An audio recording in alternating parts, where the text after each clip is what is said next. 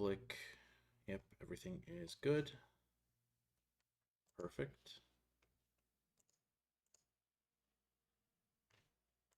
And then we will get right into it. So, usually I don't fuss about the packaging, especially because I always tend to get the most beat up ones from LGS. Hopefully it's just beat up and not damaged. Sometimes the sprues have been bent a little. But again, it's not really GW's fault. They outsourced to UPS. I've had it happen before. So let's get right into it.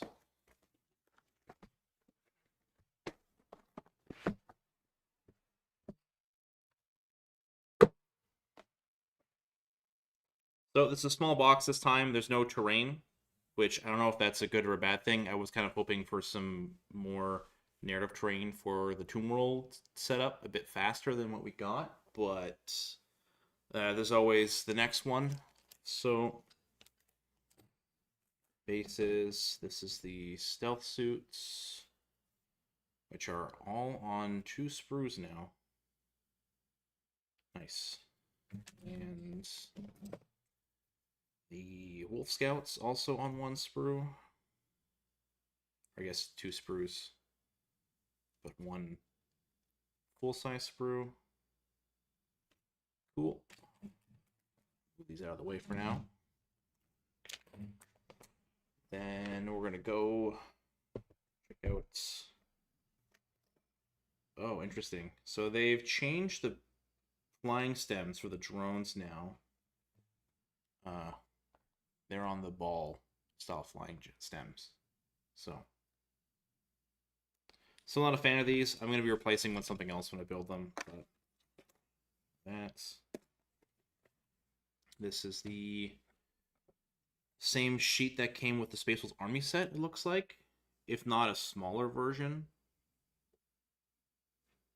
But yeah, it's the I'll have to compare it to the other sheet. I don't think I used my other one either. So oh, it's the Vjorlas transfer sheet. Man, don't you guys love having only 1 set of transfers for one of the most popular armies in the game? Couldn't be me, but you know. I'm gonna pull the camera just a little bit down. Pull up a little bit. There we go. It's a bit closer now. Yep, so about what we expected. So repack it back up later. So now we're gonna go into the. I do love these folders though. Every one they've come with these folders have been perfect. Like it just fits everything so perfectly. The instruction manuals, the data cards. It's the stealth suit data cards. It's been great. So I think this is definitely a good upgrade on the packaging. And they've been coming in like the Death Corps was in 1, the Tau Army set was in 1, Space Wolves. Like they've been doing these going forward. So actually a very smart piece of packaging. Make sure I didn't get anything in there. And this is cardboard, so I'm hoping it's recyclable. So it's good. So let's go through. Token sheets.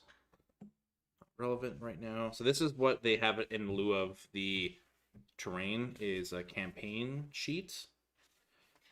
I would have to read the rules to see what's going on. It might, depending how much time it takes to go through everything. But maybe we'll run a campaign. I'll see what the rules are like. They give you a good set of pads for it, so. But we'll start with the instructions for building, because this is a good way to compare it to the sprues, and then get an opinion on what to do. So, kill team, dead silence. The options. You get 3 to. Oh, that is interesting. 28 mils. So are the drones now on 28 mils?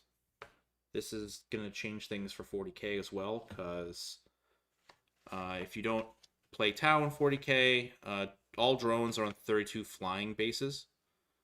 So now that they're on 28 millimeter bases, that's interesting. Technically, that would...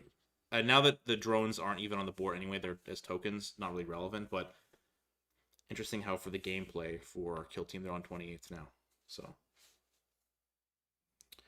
And then we got the Wolf Scouts are on 32s and 60 mil. Now, again, I think we're waiting on a clarification for moving, because this is our first, or a second technically, because the the Hunter Clade has the Arbicus. So this one also is a ovular base for moving. I've just been telling people to pick a point and use that point and don't pivot, so you don't get extra movement, but this is probably going to require a formal clarification at some point. So the armaments on the stealth suits got the burst cannon, classic, EMP bomb, fusion blaster, pulse bomb or pulse pistol, and then on the drones, twin pulse carbines, and the ram. They show the ram as the top of the thing for its melee weapon. It's pretty funny. So let's check out what the options are. Interchangeable parts. So you'll have 2 fusion blasters and 5 burst cannons amongst the whole team. So I'm curious to see what that does for the loadouts. I have a bunch of spare stealth suits anyway, so I'm going to kit bash whatever needs to be done for this. But so the Chasseur, so the option of the bonding knife or the pistol. I'm curious how that goes in gameplay. But the Chasseur is the sergeant. The neutralizer. The liberator. So you have the bomb.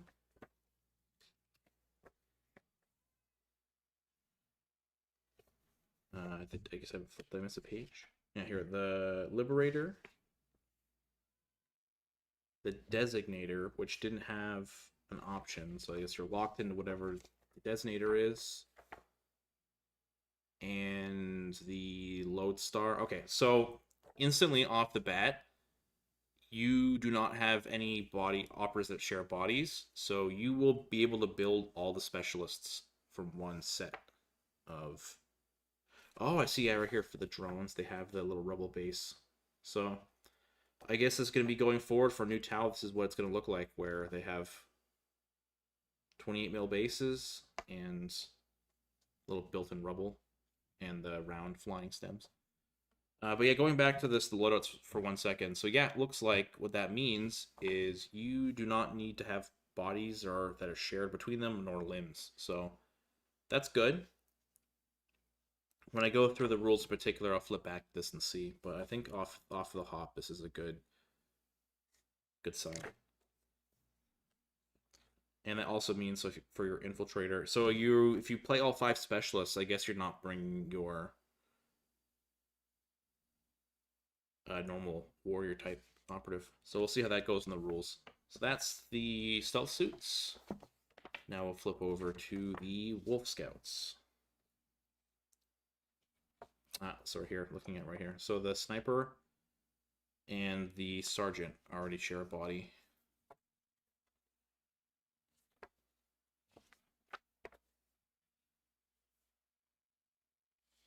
And same for the Fang Bearer and Hunter. No, so the Hunter is the name of the normal operative. So, going back. Pack Leader or Frost Eye. Fang Bearer.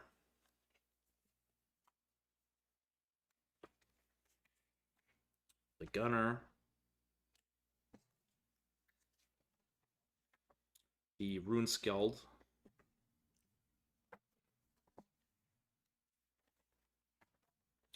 The Trap Master. Yeah, it's okay. So this is what your options are, stuck between Frost Eye and the Pack Leader. So we'll see what the sacrifice will be in terms of gameplay. Now, I guess this is easily solved if you have Phobos bodies. Like, I'm probably going to take some spare infiltrators I have and just cut off their arms and stuff. But, yeah.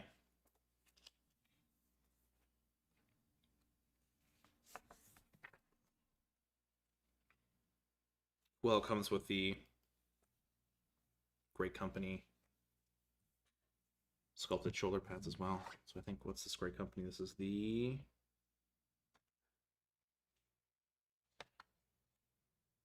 Black Mains or the Champions of Fenris. I forget how the Space Wolves organize themselves, but that's cool. And then,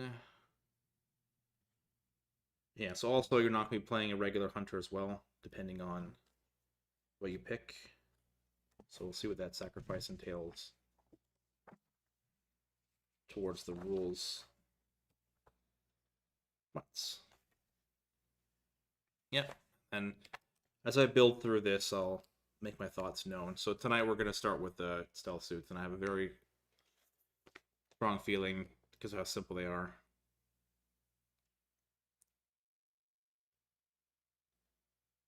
Yeah. So now go on to the rules, which is kind of the real meat and potatoes. This will make or break what gets picked. So flip into here. So quick table of contents, talking about the planet Sisyphus? Sisyphus? I don't know how to pronounce the CT. Wolf Scouts. Interesting how this is from the, I guess, the perspective, the way they have the table of contents from the perspective of the Imperium.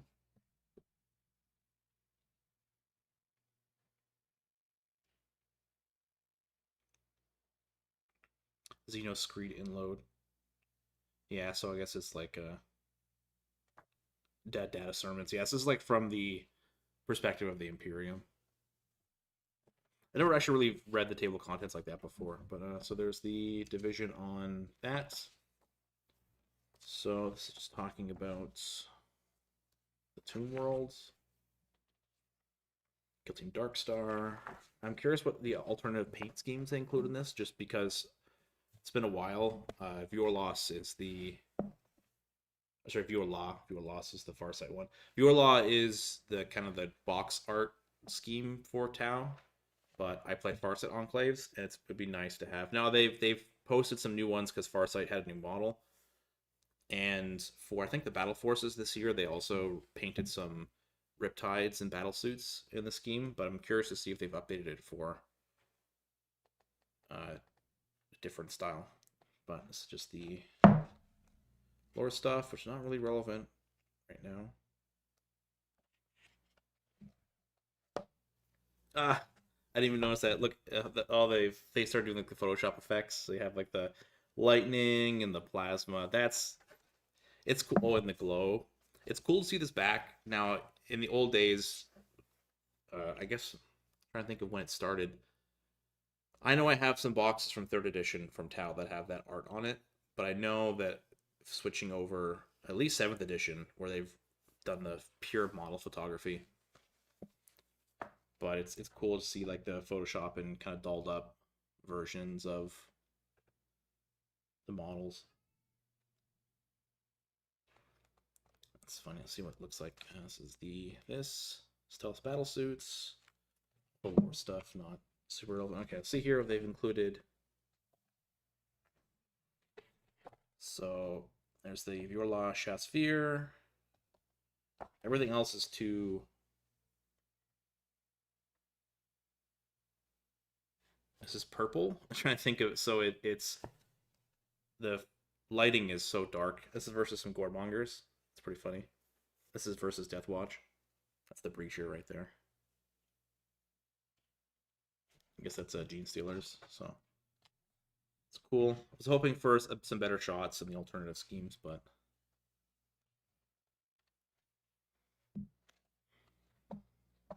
so I'll start with the rules on the stealth suits. So you have the Shasphere with Pulse Pistol. So this bonding knife that they added for the bit over here. It's purely an aesthetic option. Look over here. Now, the bonding knives usually don't use them mainly anyway, but curious to.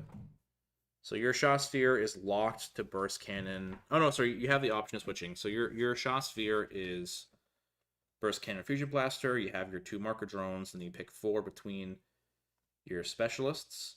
The infiltrator is the warrior. So if you pick all specialists, you leave that behind. And the fusion blasters, you can alternate across your entire roster. So this is going to be interesting just for the picking for what I have. Who's going to get the blaster, who's not going to get the blaster. But that, your infiltrate recon, big struggle. Recon's good right now because you have retrieve, but if this team doesn't have the operators to do that, so that's going to be a bit of a rough one. Let's get into the rules themselves. Again, I'm going pretty blind. I try to avoid just looking at all the spoilers and discussion because it kind of colors my opinions. So I know that people have been complaining about how powerful the wolf skulls are and how kind of mediocre the stealth suits are, but I'm going to play myself and get an opinion on my own. Definitely can tell on paper, though. But, so going on, which is funny, the 2 principles of war. When you're shooting an enemy, you have accurate X determined by, within 3 inches of your territory, you get accurate 1. Within, you get accurate 2. And with 3 inches of your drop zone, you get accurate 3. Now, this is a pretty scuffed, even just not even seeing this in play, this is a pretty scuffed faction rule. Now, how Kalyan works is that, that they're supposed to bait the enemy in and then ambush them. But again, in a board game kill team, unless you have objectives that are actually within your drops, like within 3 inches of your drop zone, you're never going to get accurate 3, which I don't think is very, very common. In your territory, accurate 2, so you're going to get that pretty often, which is nice. Accurate 2 reminds me of like the Canoptek, so which is fine. And then as they approach, you get accurate 1. But this whole bottom row, you're like basically never going to get accurate 3. Or if you are getting accurate 3, something has gone horrifically wrong. Like you've been pushed in too hard and you're sitting in your drop zone just crying. But that, same thing, stealth suits. There's stealth fields from the old compendium. You are super concealed. And, you get fallback for 1 AP. That I didn't know, and that is awesome. It's cool. So let's go look at the ploys. So strategy ploys, patient hunters. When you are shooting or fighting against an expended enemy, you get balanced and saturate. So it's tough. Usually, especially with a firepower team, you want to shoot things that are ready so you can deny them future activations. But if you're trying to hit something that's been expended that you need to get out before it starts next turn, I guess having balance or saturate is good.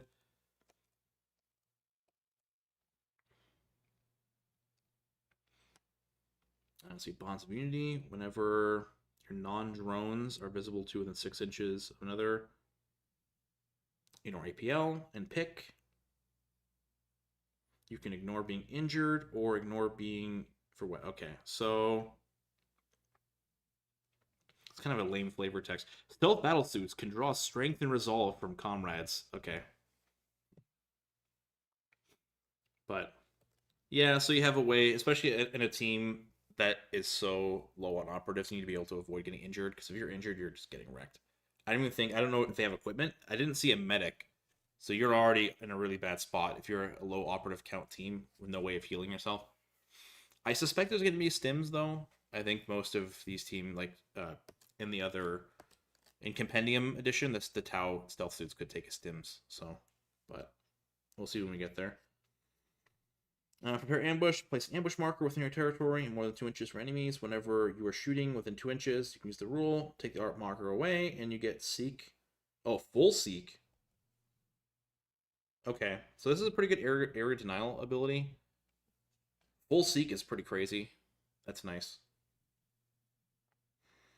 On hollow countermeasures, whenever shooting more than 6, you lose a hit normally.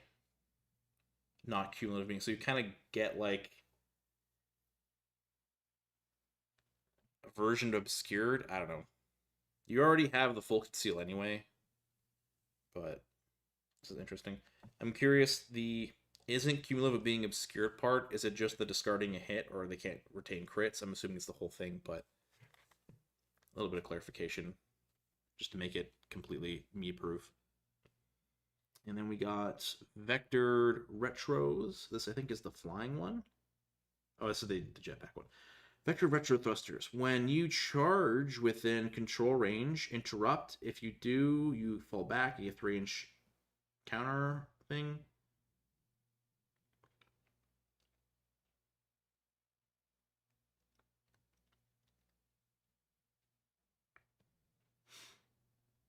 But you can perform a free reposition using any.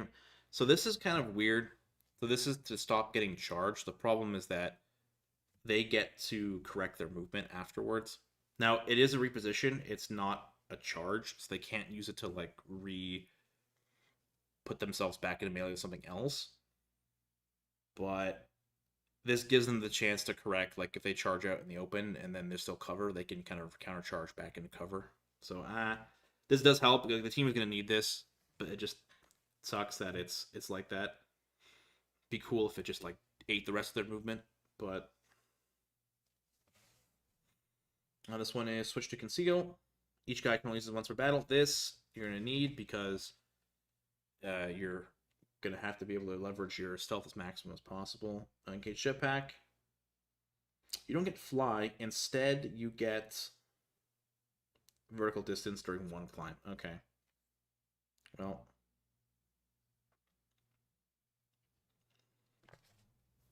And then down here, we got savior protocols. So the drone sacrifice.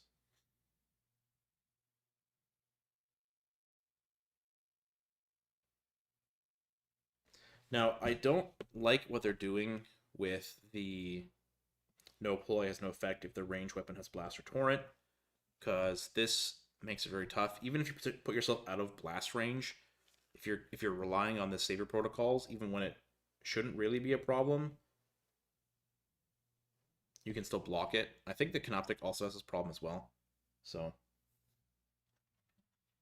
it's nice to have this, but it makes sense why you can't use it if like both operatives are going to get hit in the blast. But now it's like if they have blast or torrent at all, they can't use it, which already reduces the viability of it. But that's how it is. All right. Let's look at the actual data sheets. Now, I'm hoping there's no day one errata on this because I'm not checking. And this is the book that I bought, so hoping it's as accurate as possible. So let's see what the stats are like. So burst cannons are 5 attacks, sitting on 4 up 3/4. I think same as last edition. Ceaseless. Torrent 1, or you have you have a long range version of the blaster now, which is nice. Before it was a pure melta, so having a last range or a long range option is handy. Oh, I'm sorry, pardon. Whoa. Okay, well, bit by bit. So weapons are what I expected. The drone controller. Gambit, whenever you're in the kill zone, you ignore the first point. Where's the drone rule?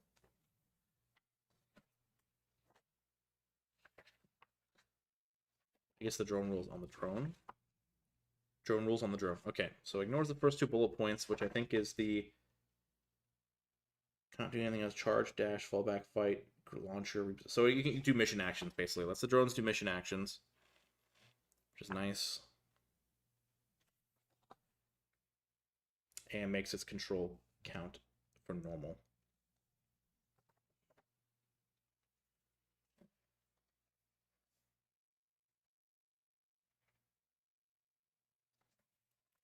It's not for controlling points, though, right? Yeah. So that second one's not going to come in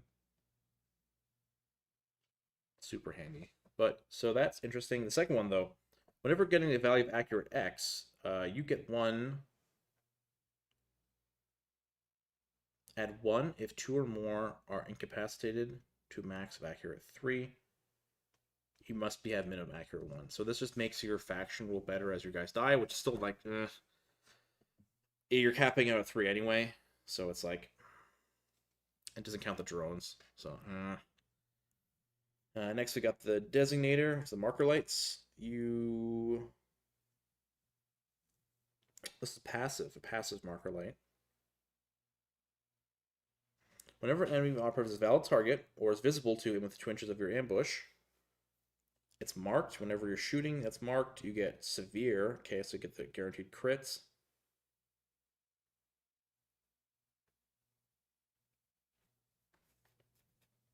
So you get a free spotter, basically.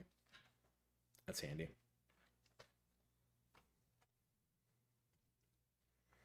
Then, looking at the stats, yeah. So 3 appeal innately, 6-inch move, 3 up save, 13 wounds. Yeah, so you're gonna be struggling, especially because you can't shoot twice. I guess you're gonna have the option to do counteracts, but then you have to go on cage with that. So I think this is in a very, very awkward spot for a team.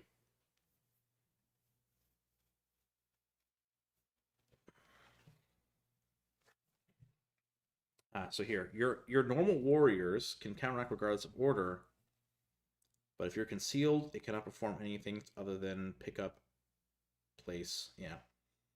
Oh yeah, so I didn't even think about that. So they don't even have the Astartes rule, so they have to be on engaged to do counteracts. So you're already doubling. I totally forgot about that. So your normal warrior, kind of unironically, might be your powerhouse. Because you can do safe mission actions on counteract with him, so. Dang. Next, got Liberator. It's in Grenades guy. So you have the burst cannons, EMP bomb, fusion blaster.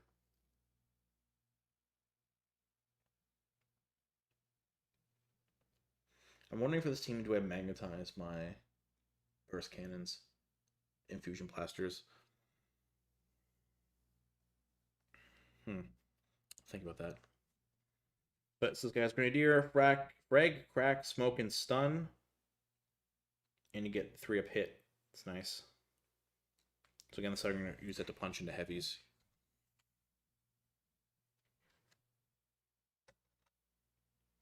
And it's unlimited uses, so ideally you want to be throwing 4 grenades over the course of a game. Now for the Lodestar, that's the chaff launcher.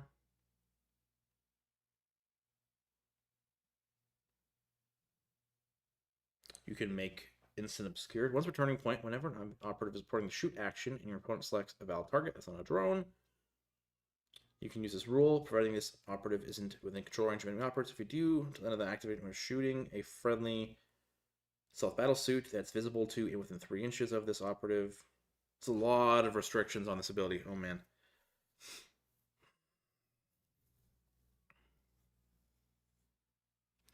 So within 3 inches, so you're putting this guy in essentially melee range just to get block piercing, and this is probably the guy you drop. This is also the so this is the funny guy. So not only do you have a really weird chaff rule, which is very, very hard to make use of with a lot of restrictions on it. This is the guy that also has the gambling command points. So you put down the beacon,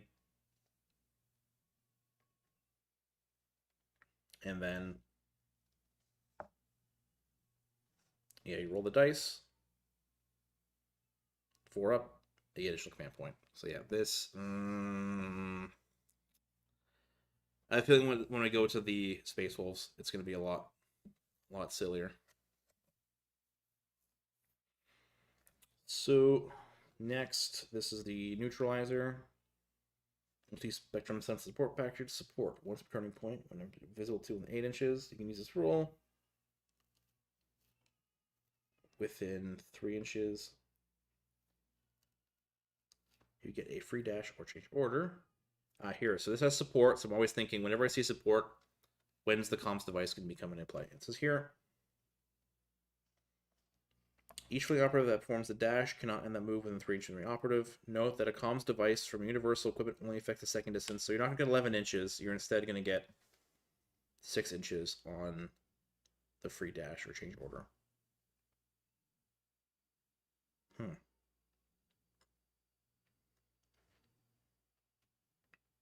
I want to subtract APL. So this is interesting. So assuming you have okay positioning, what you can do is you can go on the offensive, shoot all your stuff, and then when your opponent goes to activate, you can just either dash out of the way or flip back to conceal.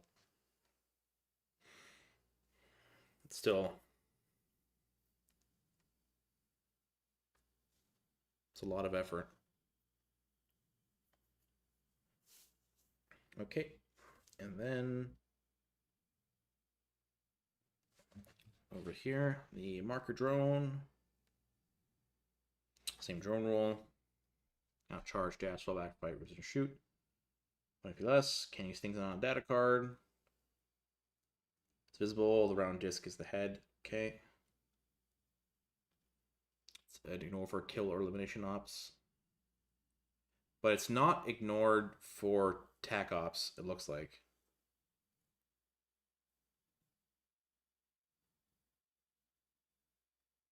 So, cool, I guess.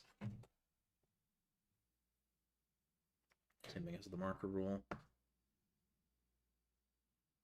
Get severe. Nice thing is that it can take cover. Before, in the other edition, it couldn't take cover. So now you can actually have a drone just chill. Like, this is going to sit and conceal a game and then spot things, basically.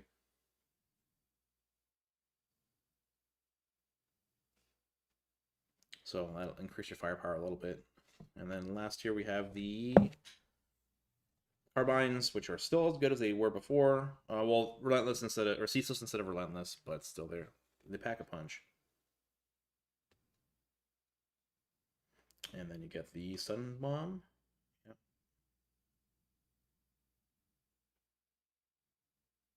This is visible anywhere, so you can just, and you don't even have to be able to be engaged to shoot this. So you just throw this thing and just start shooting stun bombs and hope you get there.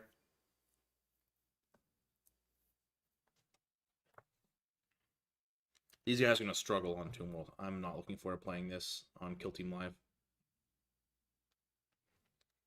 And then the equipment. So see, was I right about the stims? Target lyre locks. Whenever you counteract, you can do so with one that has conceal more than 3 inches. Oh, okay, so that kind of fixes one of the problems. So you can get any counteract, but you just gotta do a shoot. So that can fix that one problem. Multi-trackers. You can get Torrent 2. Is that really relevant? You go from Torrent 1 to Torrent 2. So let me flip back.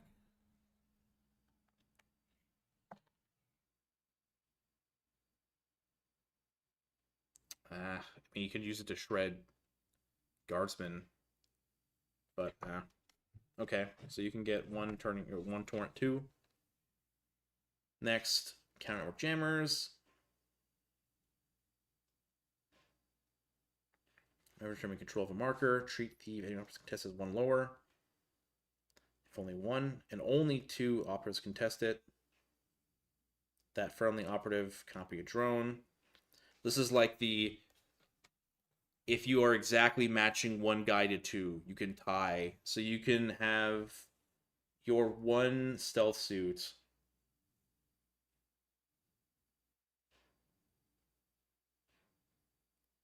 beat 2 guardsmen type models. Because it's not going to be 2 Space Marines. They'll have APL 4.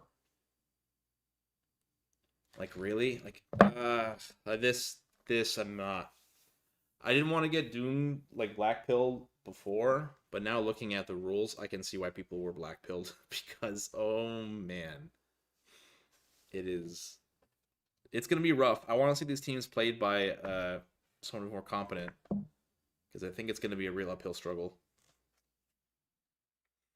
And then black sun filters whenever you're shooting. That's obscured. Okay, well, so basically you're taking this every time. You get like half obscured. So. Cool. You can't take crits, but you still get your normal shots.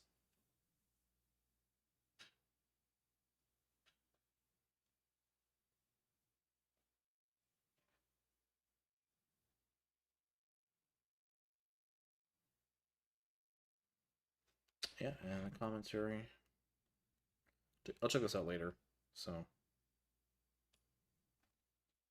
I'm curious what the designers thought about this, because this might be that now. So we're gonna go from famine to feasting. So we got the Wolf Scouts.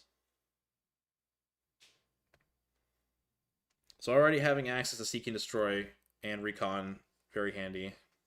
As opposed to being Recon Infiltrate, very tough to work with. But we got the... Oh. You don't have a pack leader as your sergeant, so you can actually just mix and match. That's interesting.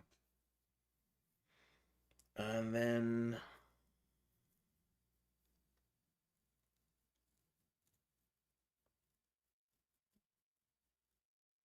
Get... Yeah, that's just caught off guard. Oh, he's got a plasma pistol. Let's go to the rules, though. So, faction rules. Hunting Astartes. So you are double fighting, double shooting. You get 1 AP if you are shooting a plasma gun, plasma pistol. And you can't double psychic. Okay. Counteract Guards of Order. When it does so within your storm. Okay, so I guess they should have put the storm above this, but within your storm. Change order first or change this order instead of performing an action. So you can like go undercover if you'd like. That's pretty cool.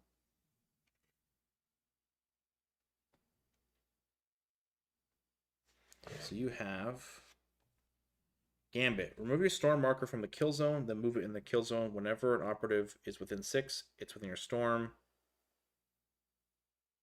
Starts or ends. So you have like a moving cloud of benefits. That's kind of cool. So you push the storm around. Someone should make I want to see some really funny custom storm markers, like with effects and glowing and stuff. Be cool. But all right, so you have a moving cloud of fun.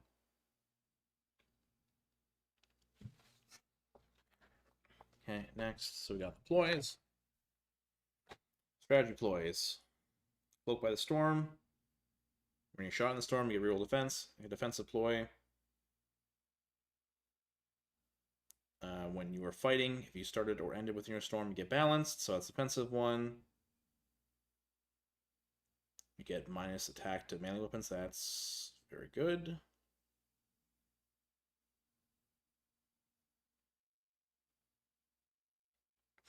And then the last is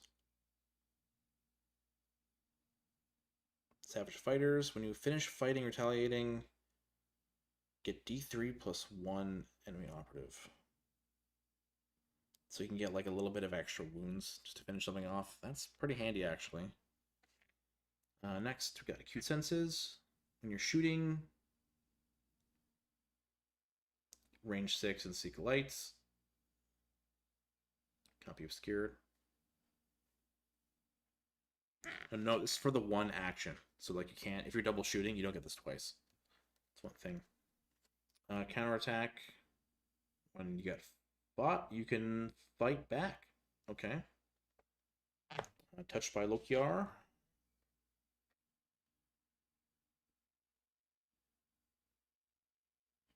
After rolling an attack die for a friendly wolf scout, that's not the wolf. If it's fighting more than 5 inches, you get any. So you get full rerolls if you're fighting low. That's pretty handy. And this is Transmute Physiology. You get the defensive classic. I never want to hear this again after 9th edition. Freaking transhuman physiology. I never want to hear those words. But, yeah. All right. And now we're going to the operative data cards. So, get an initiative reroll. Cool. The first time it would die, you instead do not. And then all remaining attack dice are discarded. Okay, so you get 1 time, you don't die. Very handy on your guy with a plasma pistol and power weapon who's going to be kind of in the thick of it. Next is the Fang Bear. This is your medic? Oh, you actually have a medic. Okay, so you have your spiritual Kairagi. Ignore things by being injured. Ignore shock and stun. Oh, this is the busted guy. Okay, I thought this was on the Psyker. Oh, wow. Okay, so this is just, yeah, your medic is super awesome, and then you have healing. Cool. Next, the Trapmaster, got the Haywire Mine.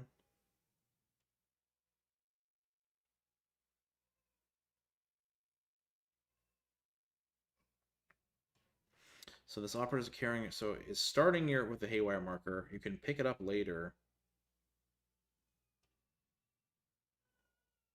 Kind of drop it again, and this is the proximity. Is this missing something? So the mine isn't listed on its data card. The first time a Haywire marker is within another operator's control range, remove that marker, subtract 1 from that operator's APL stat, and then damage on it. It gets better if it's within your storm for some reason. And no matter what ends the action,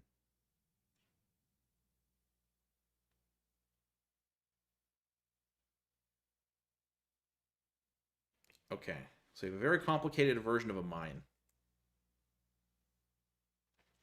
But okay, and a plasma pistol. So you have 2 plasma pistol operatives already. You're in very aggressive position.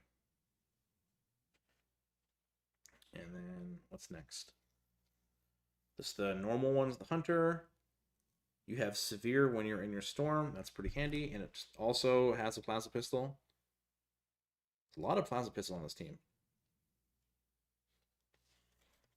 And then the plasma gunner.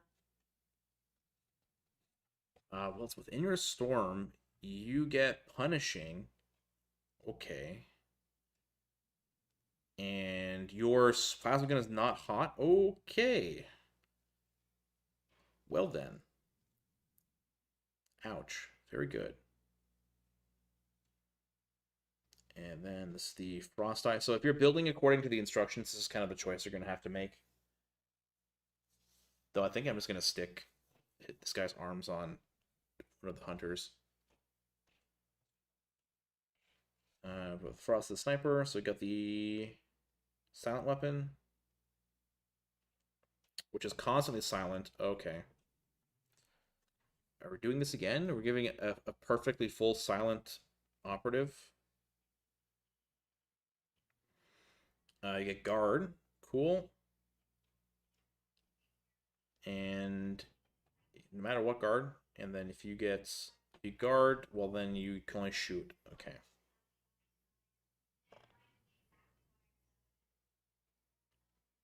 And then Hunter Senses.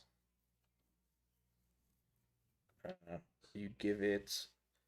So I think like having the pick, I think you just build like you just drop a hunter, put this guy's limbs on, because there's no reason to not have this. It seems like the most busted sniper operative in the game. You have severe and saturate and ignore obscuring. Crazy. And piercing crits. I don't even know what to say. That's just wow. Oh, and they're 7-inch move too. I didn't even think about that. So they're fast. All right, next. Go into the Skeld. So, you got Jaws of the World Wolf, which is a blast attack. And you got Thunderclap.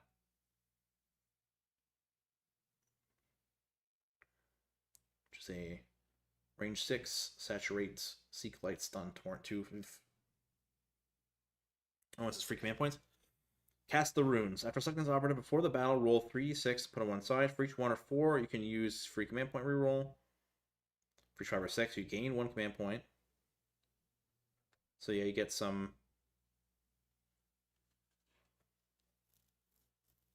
Oh wait, once during the turning point that matched the result.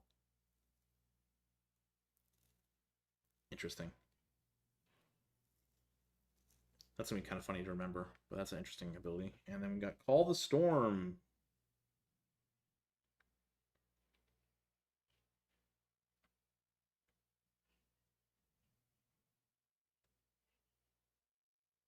So you need this guy to shuffle your Storm token around? No, you have it as a gambit every turn. So if you want to remove the Storm again, then I guess you can move it again. Or give it Obscuring. Cool. And we got the Wolf. Not very... It's kind of for a Wolf. Usually they can... They're pretty smart with harnessing wolves. Pounce. It can do a free charge, fallback, or reposition.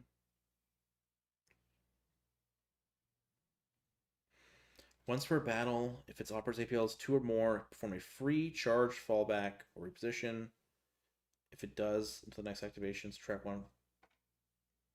So you can charge, fight. If you kill something, you can pounce something else.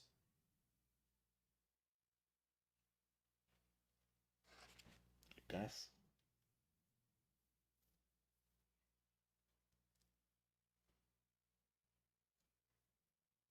It's once per battle too, so.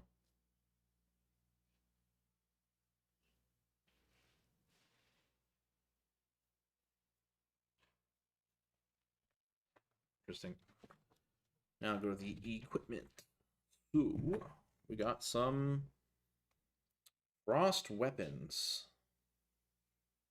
5 up. Power weapon has 4 up. Cool. Very strong in melee.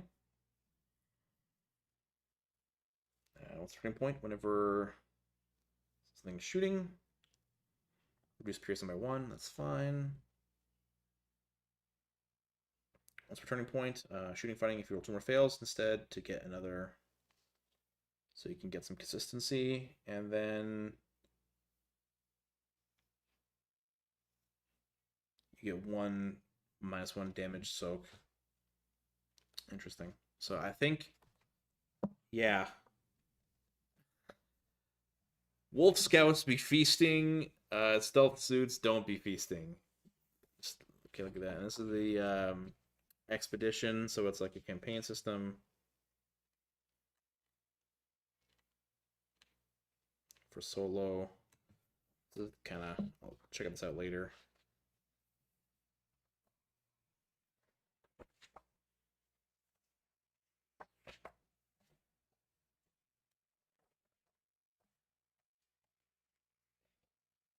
This is neat. There's a lot of actually campaign rules, so you know what, this is probably worth checking out later. I might start one for the channel, depending if Mizu is down for it. So,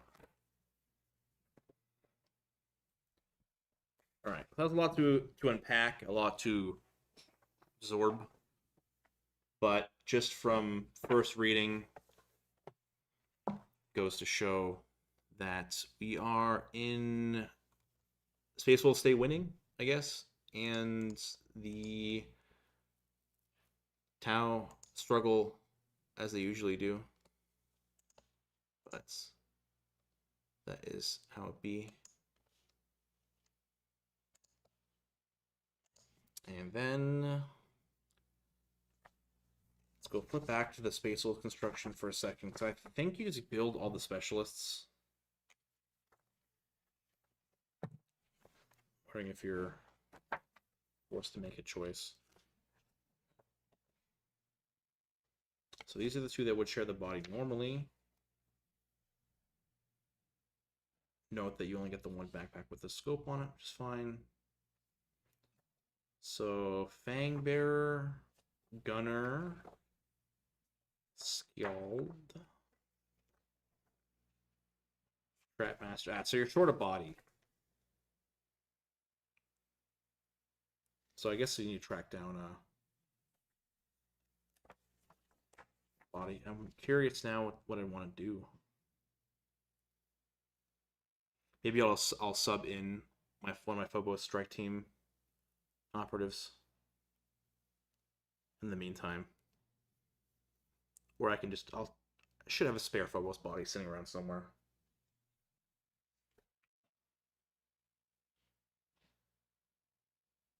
But yeah, so that was a good fun hour discussion. So once again, as discussed and as planned, I'm gonna move to the building section. I'm gonna take a quick break and then come back afterwards, and we'll get building on the operatives. We're starting with the scout team. Oh, sorry, starting with the stealth suit team, and hopefully be able to finish at what, 9 o'clock. Should be able to finish the operatives by then. At least most of them. I think I'm gonna have to do some extra hobbying to fix the drones and stuff, but we'll see. We'll tackle that bridge when we get there. And yeah, so we'll see you guys in about 7-ish minutes. And have a good one.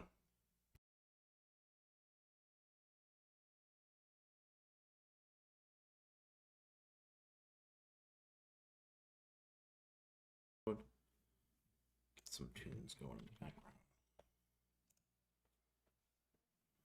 Let's for it a little bit more.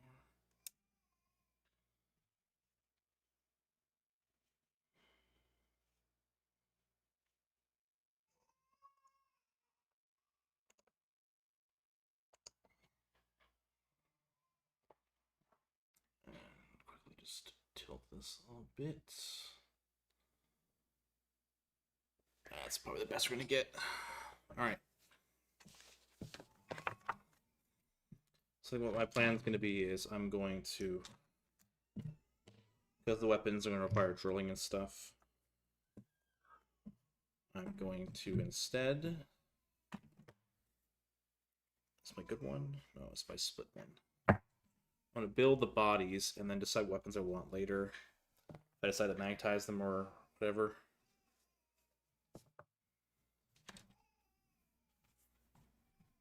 That's probably the plan. So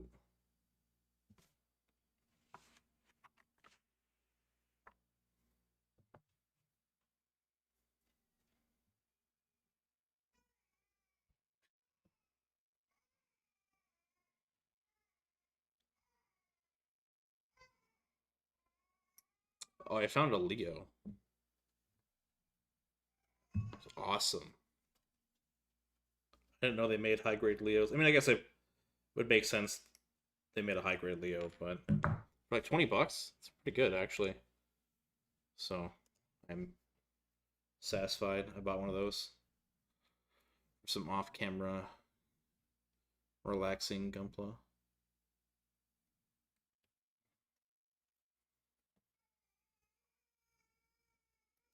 They nailed it. Like, I'm almost done Wing. I think everything except for the Epion I am sold on. I really like everything about Wing. Crazy I slept on it for so long.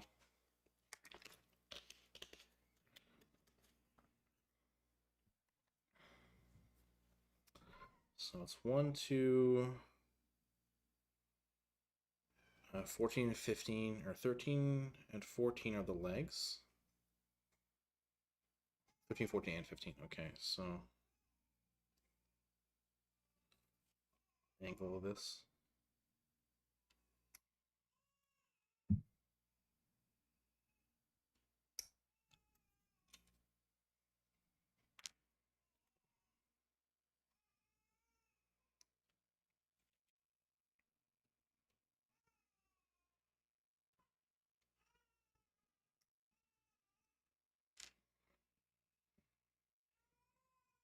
Then the head's probably 4 and 5. What I need is number 3. So where's piece number 3?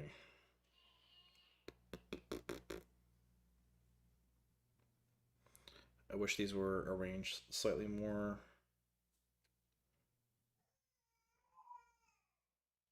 It's 4, 5.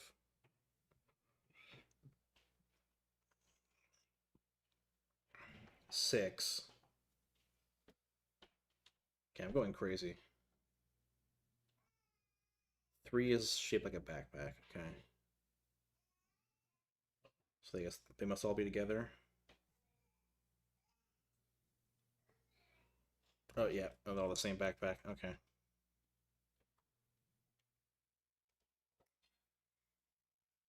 That's nice actually. For the sake of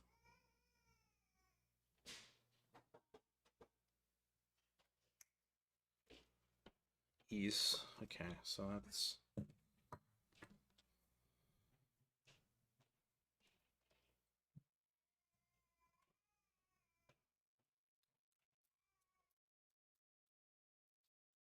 what are the mold lines on this?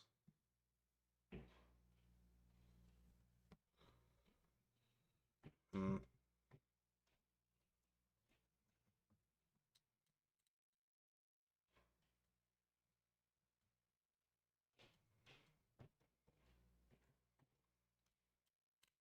Either this kit has no mold lines, or I need to see where they fit, but well.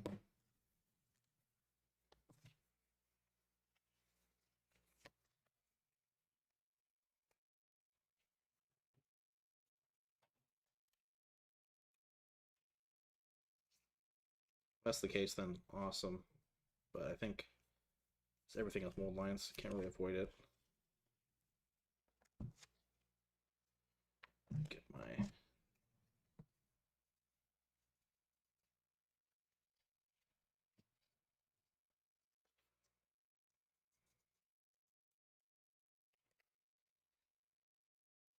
sandpaper. All right.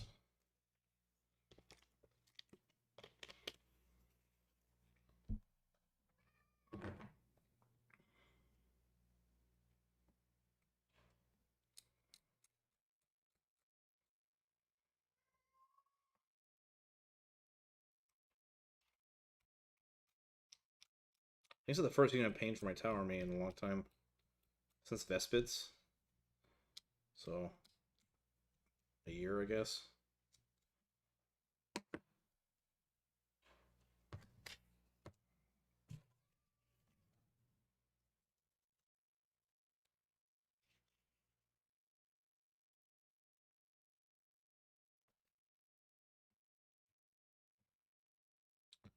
Interesting joint spots. I'm hoping they're as concealed as I think they're going to be.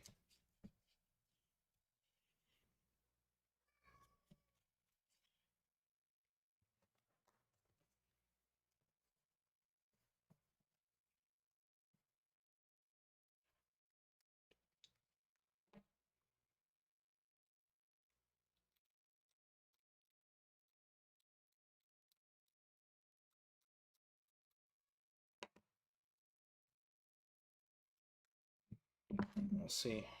This is supposed to fit like...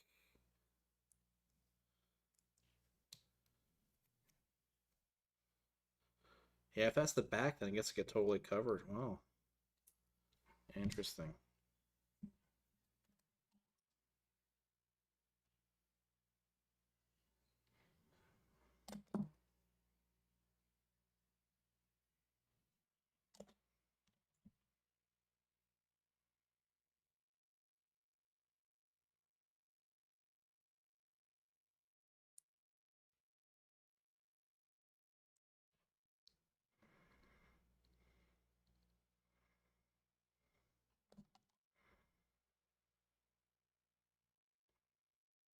Let's try to get rid of the seam lines.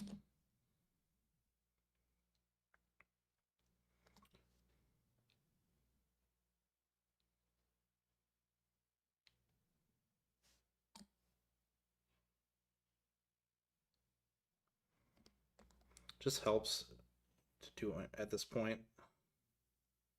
Start pushing bits together and then it explodes in your hand.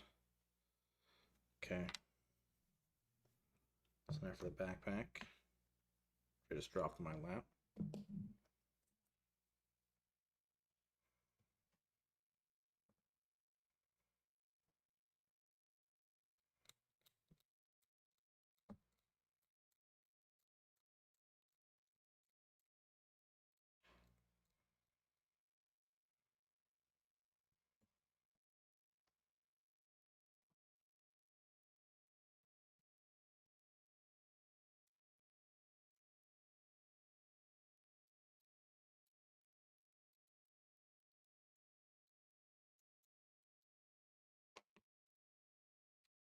Silently musing, thinking about what I'm going to do for my fusion cannons. Because I get two, or fusion blasters. Because I get two of them, and I'm wondering who I want to give them to.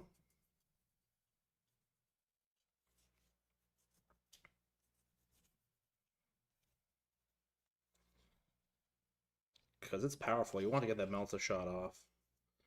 But you also want to put on someone who's going to be in Melta range. So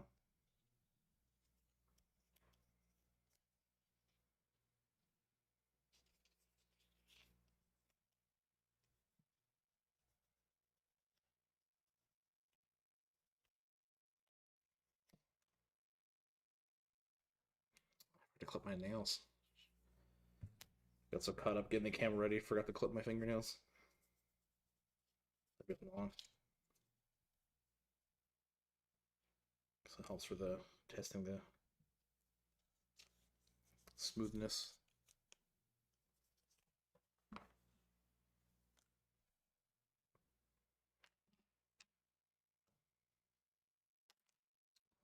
Let's see how this fits.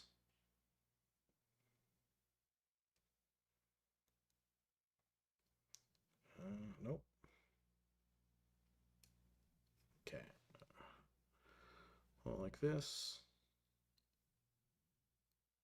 Put in like that. Wow, yeah, that actually fits really nice. Okay, let's get the glue in there.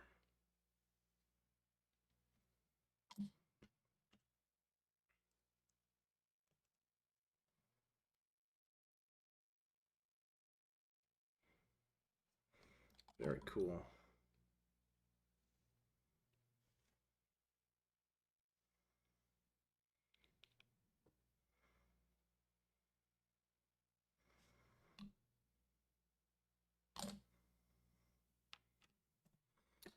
Now for the leg. So this is the back leg, which is missing the front part, which is over here.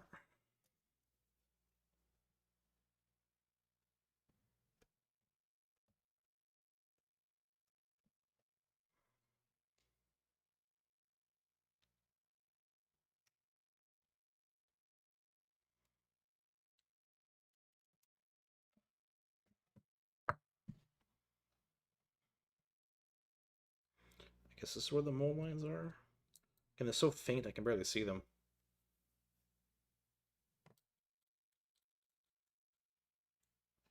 Which is actually a good sign.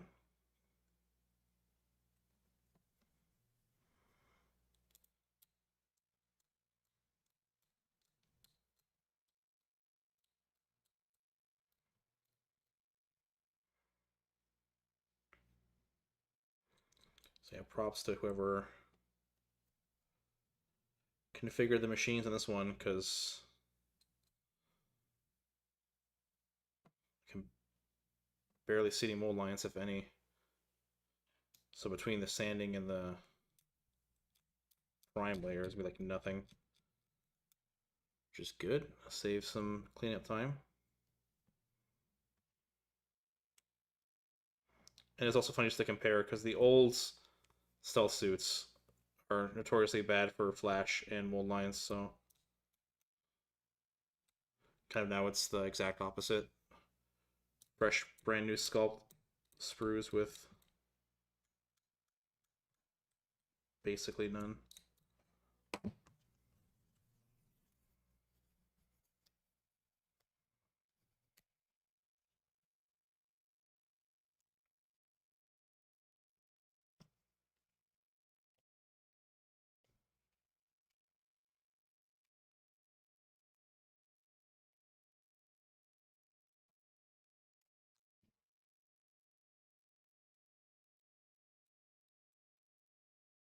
Hmm.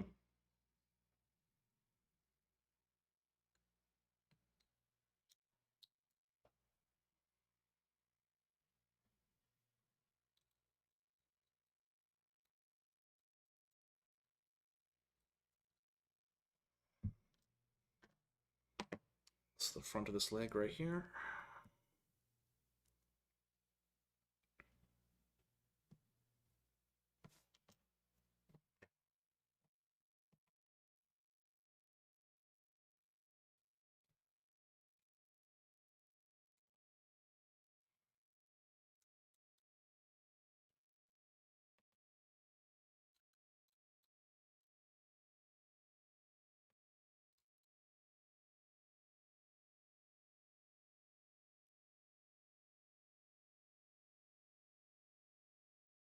I'm trying to see where the mold lines have been. I just really can't tell.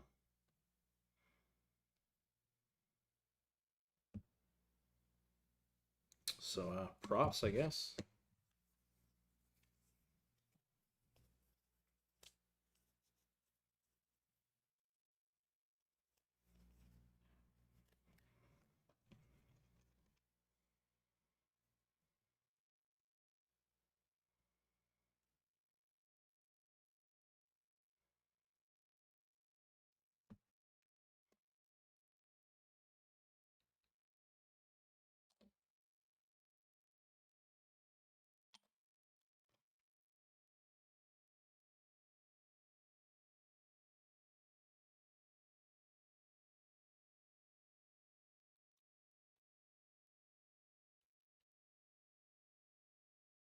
A little bit of plastic cement to smooth out the scrapes.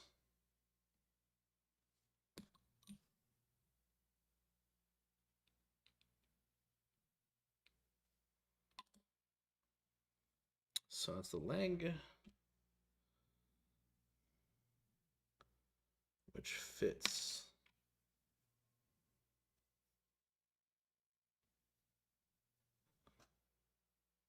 like so.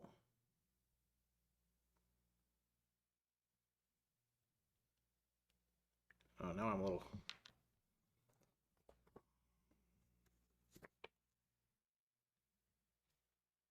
Oh, that's the front part of the leg, because this goes in here. Yeah. So it's fit flush like this.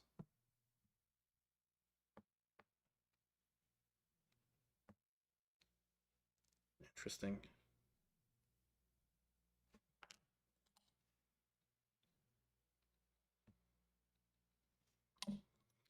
Definitely get faster as I build these things.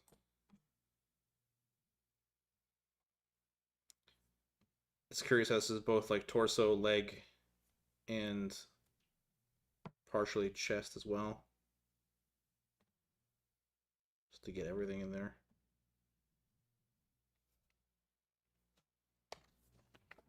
Let's see what the diagram says.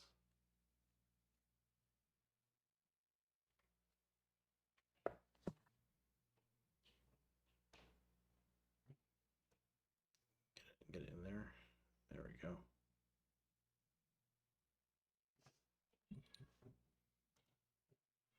See a little bit of assistance from the solvent. There we go. That's the fit that I was expecting.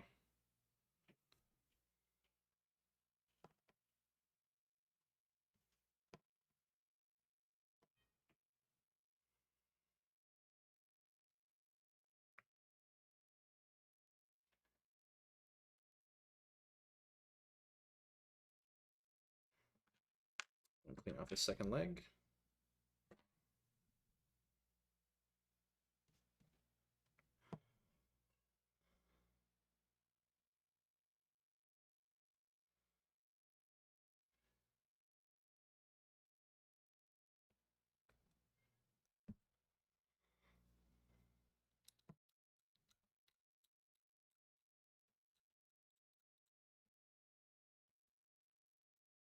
I guess this is where the mold line would be. Again, it's like so small.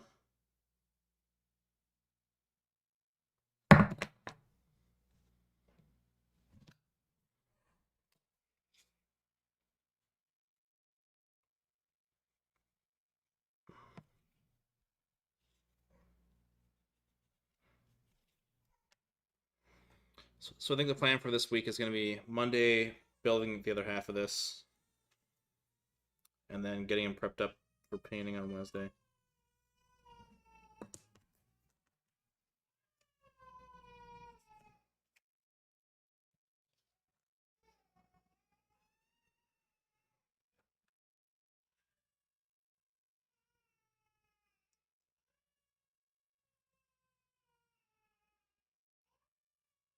Good fit there too.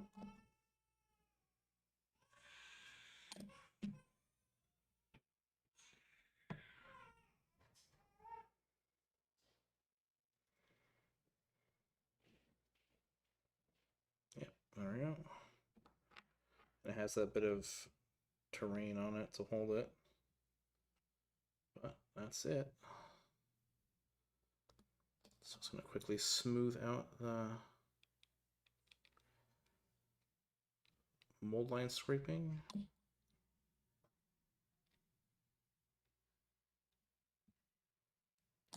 And yeah, there we go. That's a body. So now it just needs arms, leg, and head.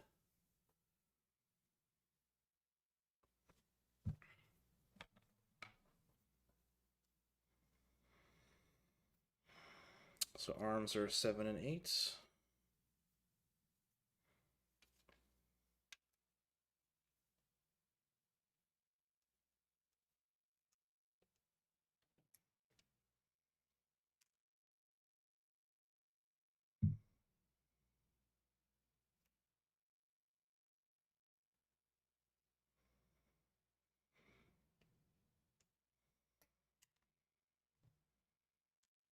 Then pads are 9 and 10.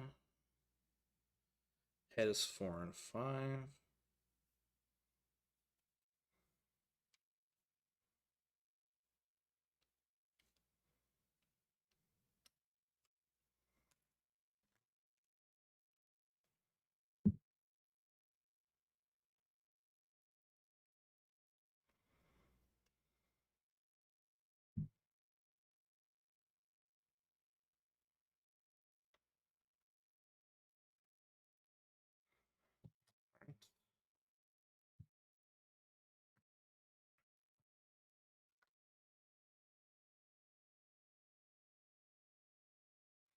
This is the mold lines.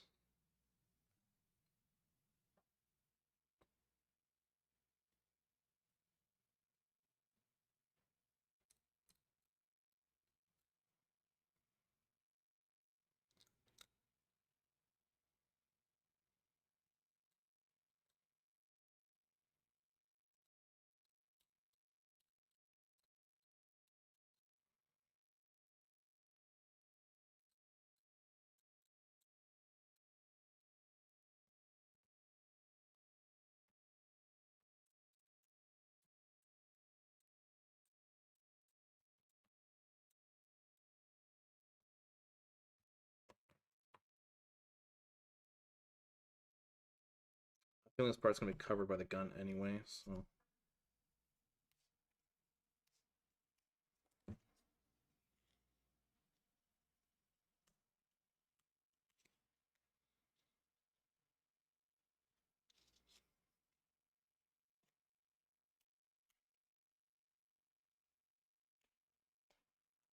There's the shoulder pads too, so. This is a slot in it, so it fits nice. Perfect.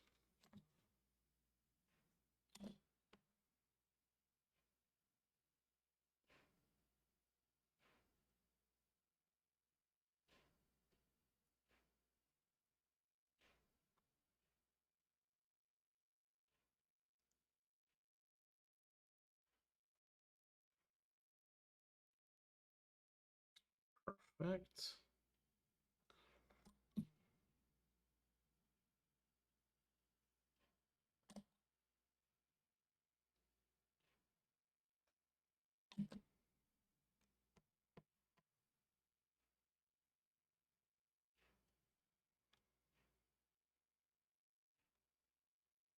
And then other arm. Doing the finger point.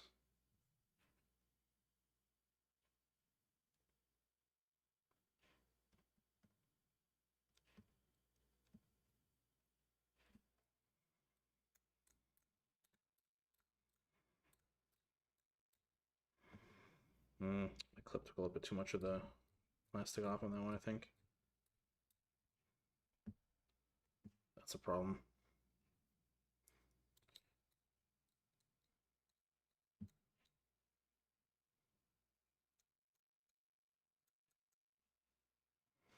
I'll see when I sand it when I get.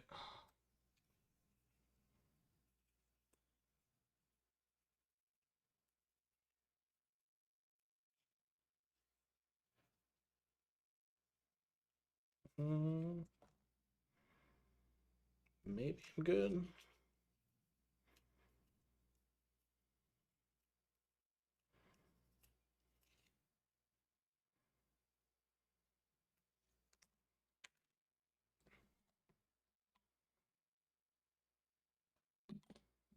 We'll see how the...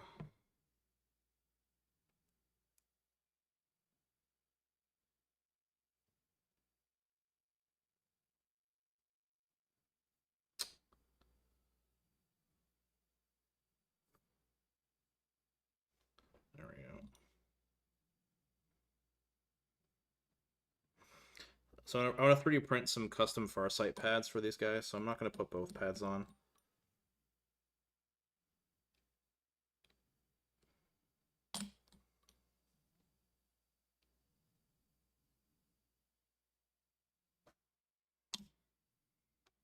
All right, there we go.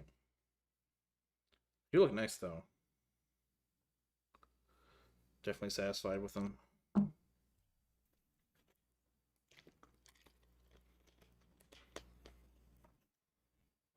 Rip their 40K data sheet, though. Oh, man.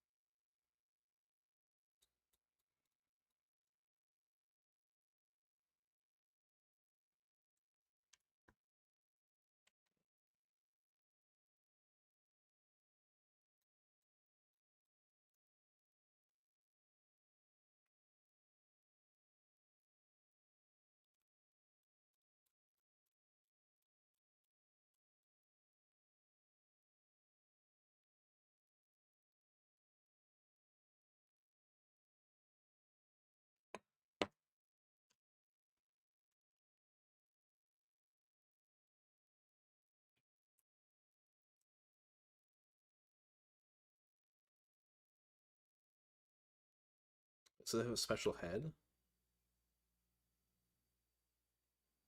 Yeah, I see there's a special head for the Shaft Sphere. Okay. I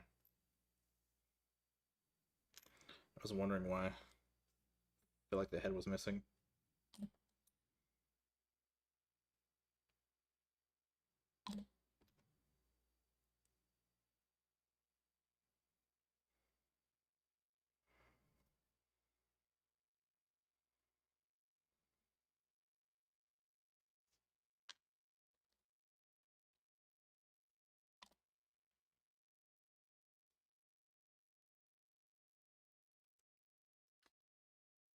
Fat fingers. There's like a slot for this, and I can't. There we go. It is 100% a coping and skill issue. I'm just... Alright. That remains. For the shoulder pad, the one I want to keep is number 10. There's a slot too. This one does not have a slot.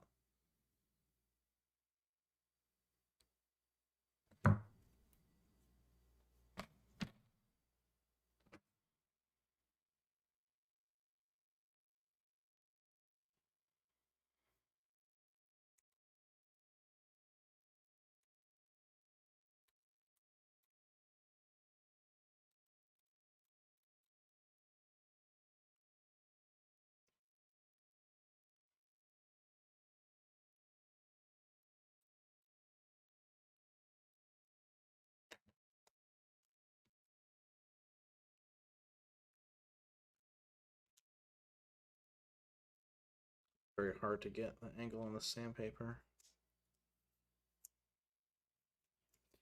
That's where those tiny sanding sticks actually come in handy.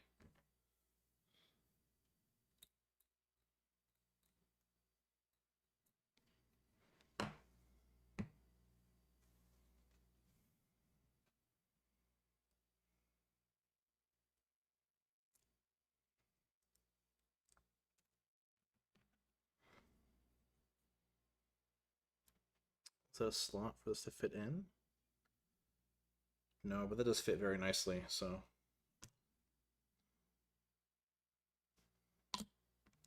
Very hard to knock this off. Yeah, there's like no way you can misalign that. Which is good. A little bit of extra there. All right. And then I'm going to do the pulse pistol, which is part 18.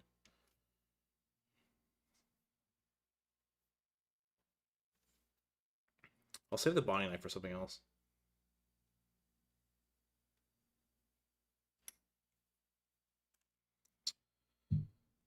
And the head is number 17.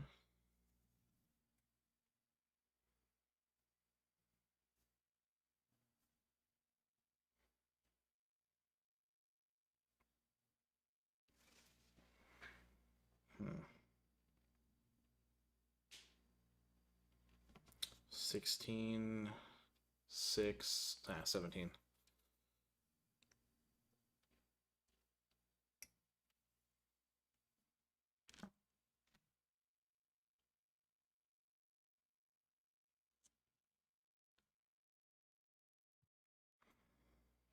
Then the drone controller is number 16. Here. There we go. One of the operatives are done, basically.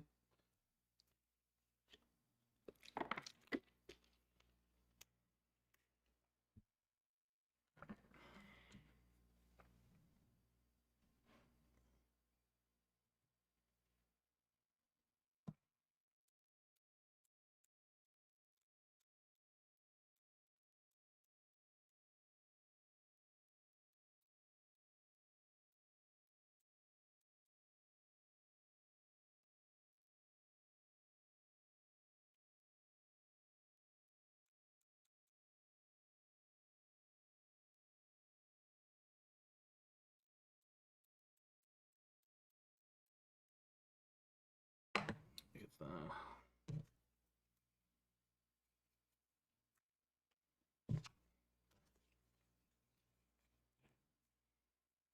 yeah. You know what? This is so small. I should have built the whole head first. I think I have it smooth enough. If not, oops.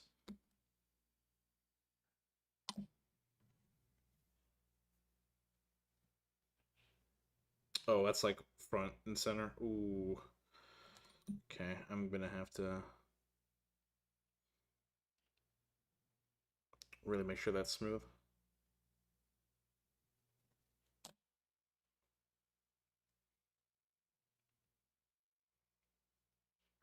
That's unfortunate.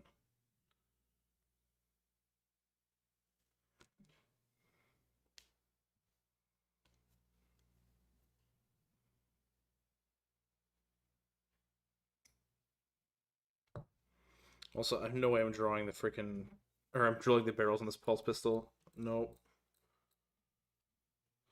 Ain't happening. It's way too small.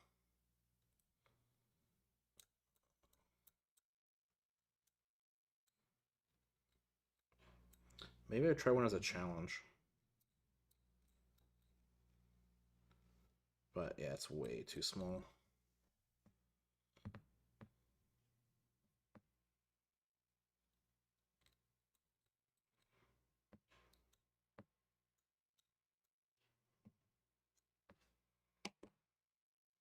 Pistol goes. Oh, they have a spot for it. Perfect. I love when they do that.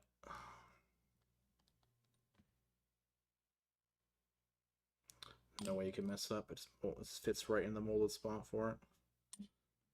Gives it so much extra surface area. Bam.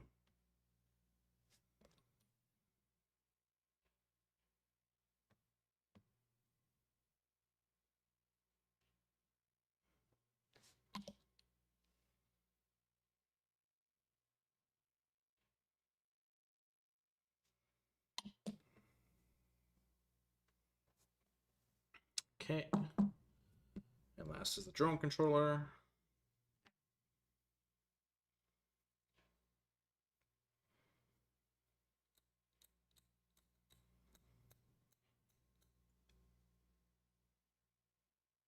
It's pretty good for mold lines, but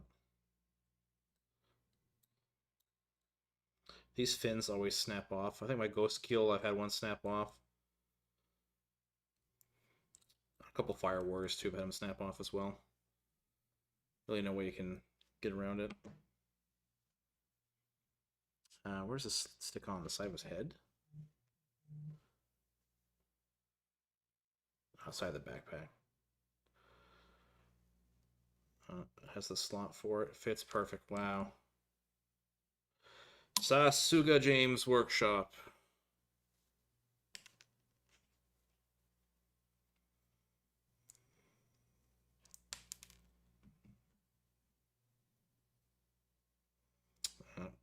That's going to fit nice too.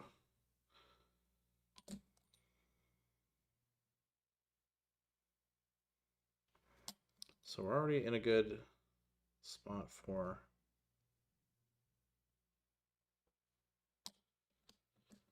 how it feels to build these. Feels so nice. All right, so it's one done. So I want to put the weapons and stuff on it later. Actually, does the leader have a 1-up ballistic skill? Let's find out. Hitting on 4-up. Hitting on 4-up. Nope, no improved ballistic skill.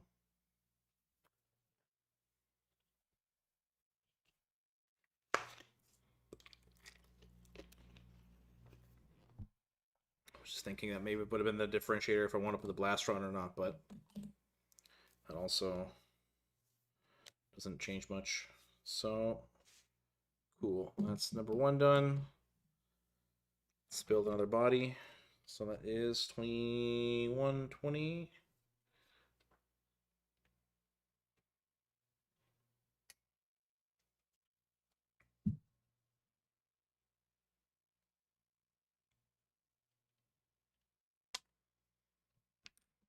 I'm hoping the smoothness of the face isn't too bad. I suspect it's pretty scuffed though. Even the primer won't save it. But yeah.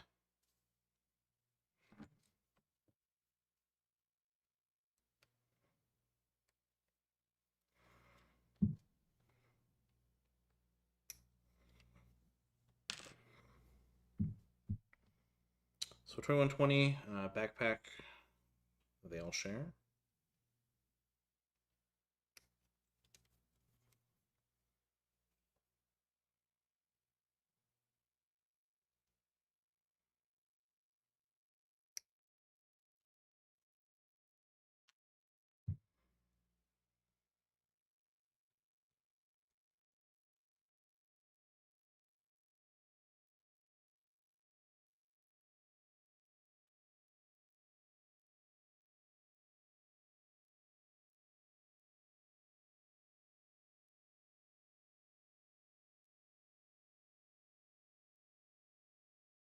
Then 2930 for the leg.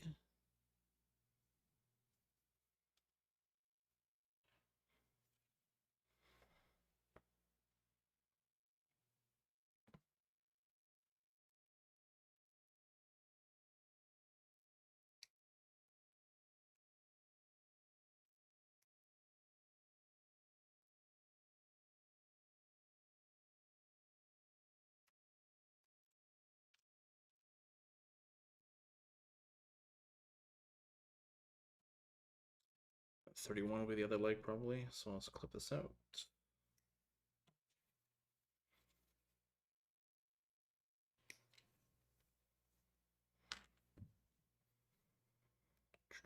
$29.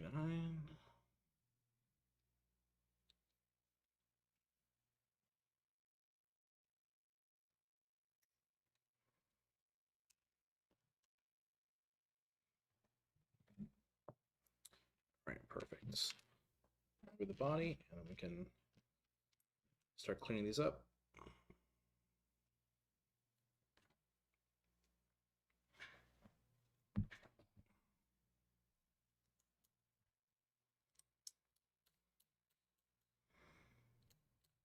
pretty optimistic I can get the whole team done, I think, in the week.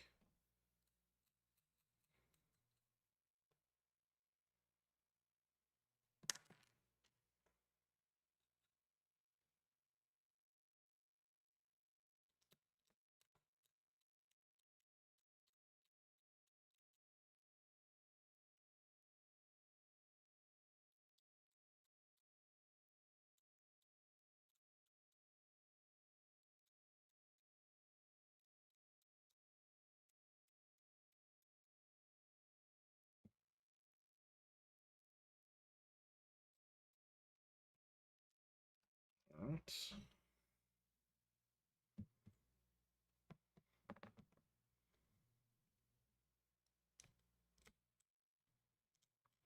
I'm thinking Muse will probably play Battle Clade or the Archon into it, because these guys were gonna struggle against Death Watcher Canop deck, I feel.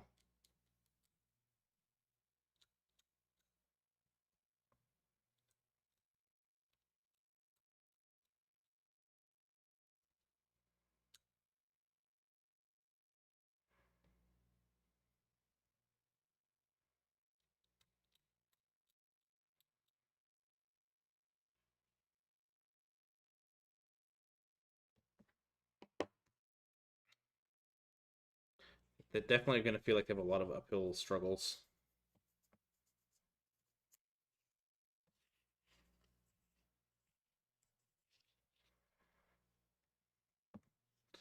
And I don't like how their marker lights work now. It's like a binary state. Before, like, building them up, the Pathfinders is cool. But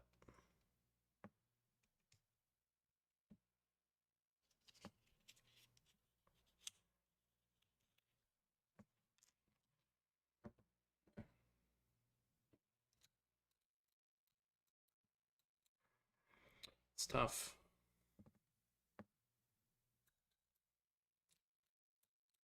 This matchup versus Wolf Scouts is going to be a destructive slog, though. The Wolf Scouts just have so much going for them.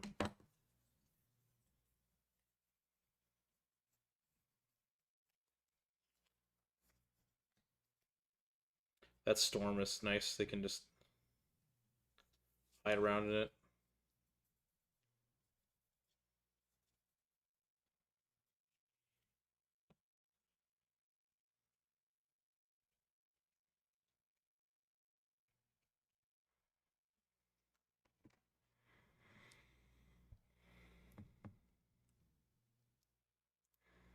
I do want to start playing more elite teams, though, so...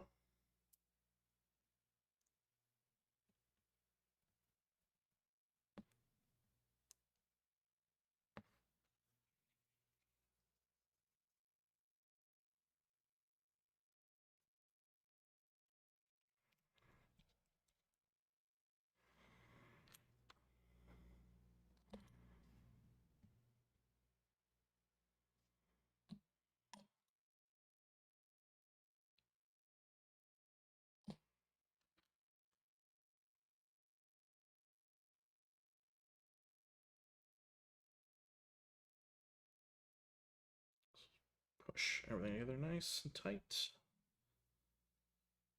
Well,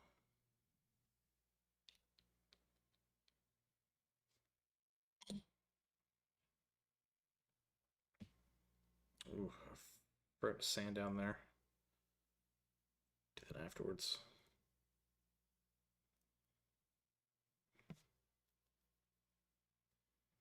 Let's see how the front looks.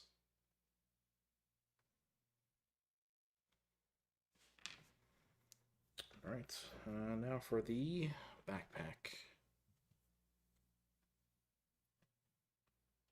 Or the Jets, I guess.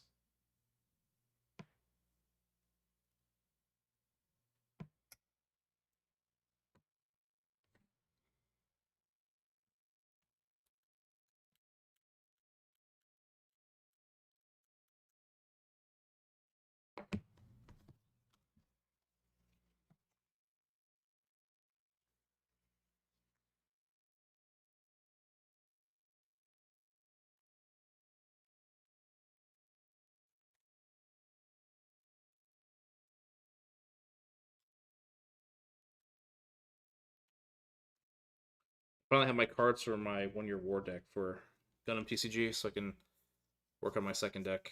Don't know if I want to do Banneker, Hamon Karn, or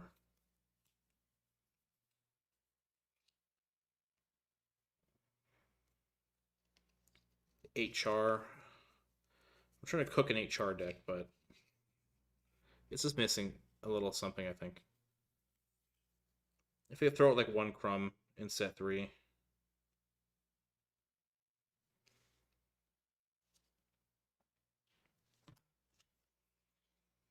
Might be good. Clan definitely needs the other bit because it's not it, Chief. It's missing some.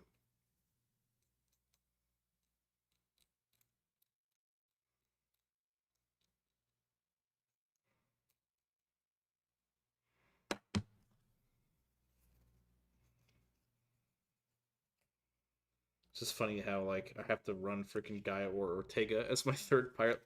They really did Shiko dirty. They need to give her a second pilot card in set 3 or something, because her order pilot card is not it. It is not what you want.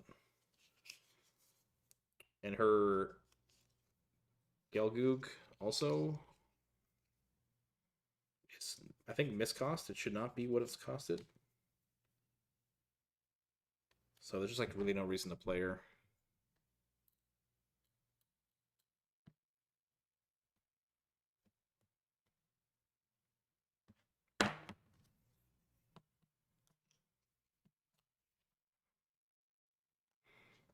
Which really sucks because, again, with how short G-Quux was, they definitely kind of didn't do her dirty, but she has a certain arc, whatever you can call an arc, that you can wedge into like one episode. But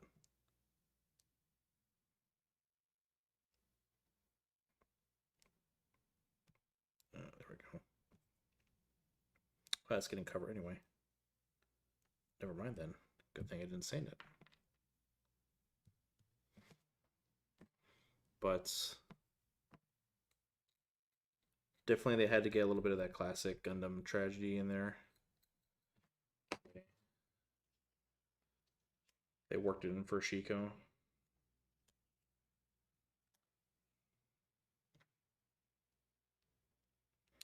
Still hurts though. Oh man, I think about Himmel.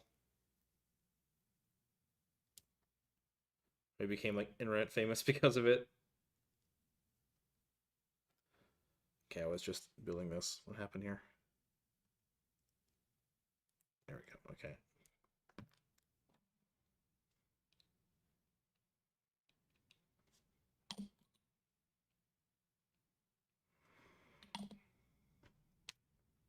It is funny though that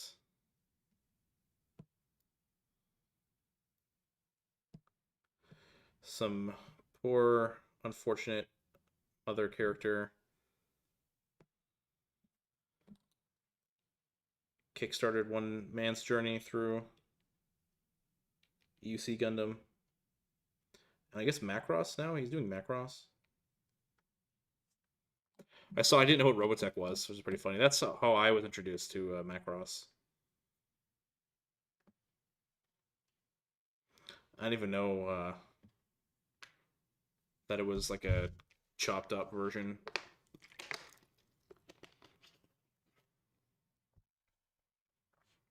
And I think because of it, all the licensing and stuff, we're basically never going to get Macross properly. So,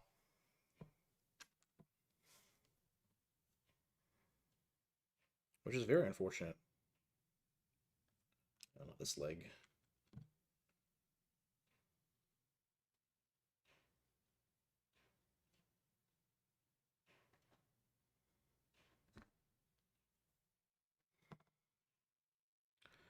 One of those like kind of funny localization isms. Just the series totally destroyed forever. With no end in sight.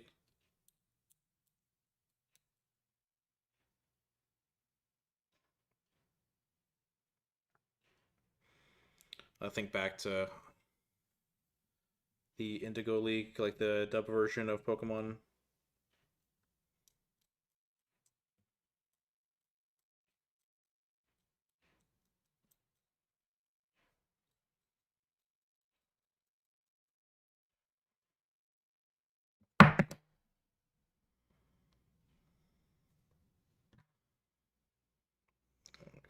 Force this in there.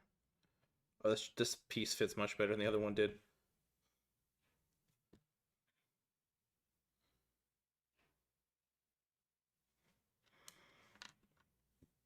That's very funny.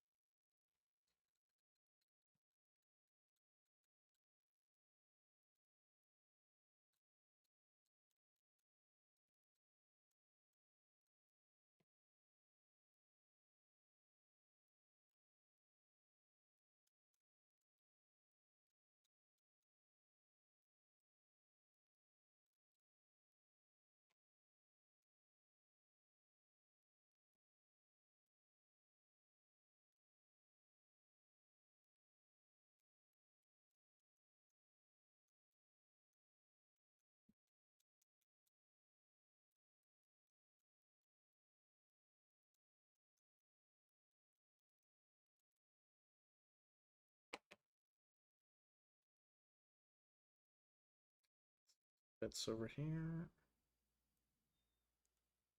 There we go.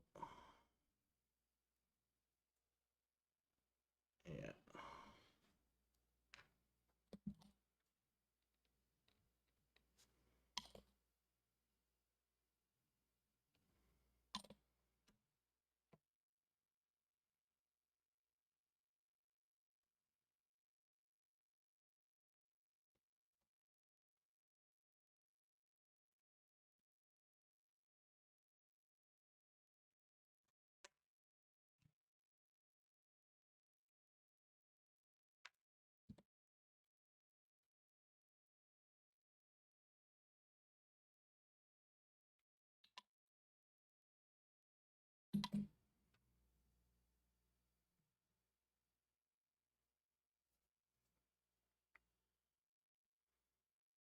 There we go. Yeah, see how they have like the front plate? It's interesting. It fits perfectly. It's just actually really there's nothing wrong with it. I'm being silly.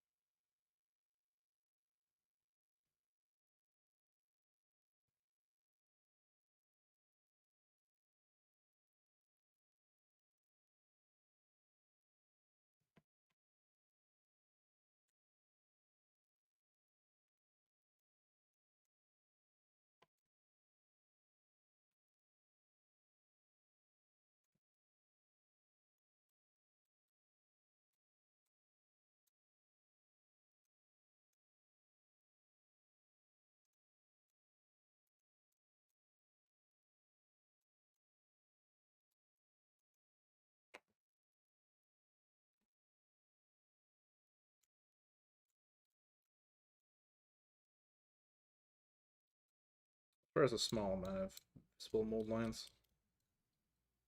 It's probably small enough that I guess this gets dissolved if I use the cement on it, but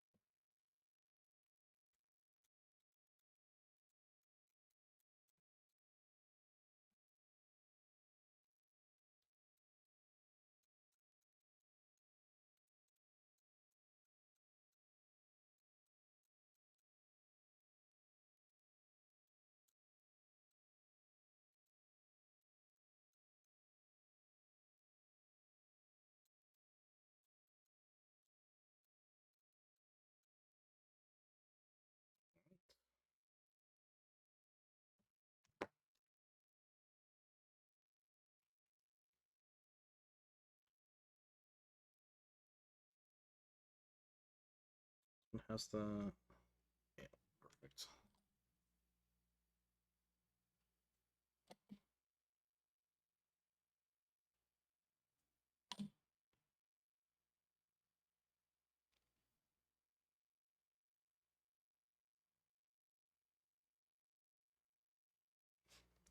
Just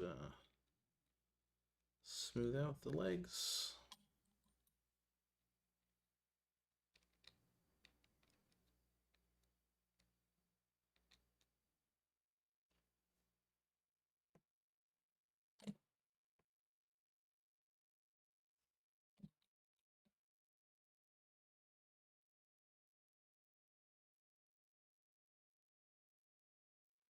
Accidentally touch the front of that.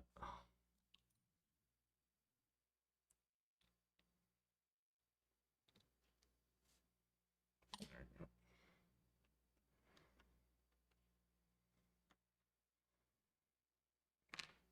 This needs the stability of the arms.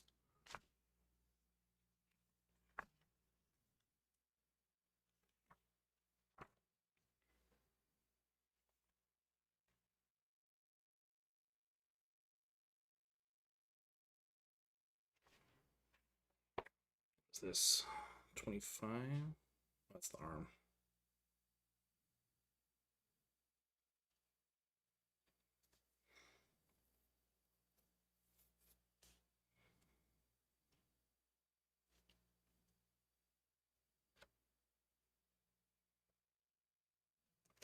Well, this guy's a different helmet too. That's like I hit it myself. All right, 25.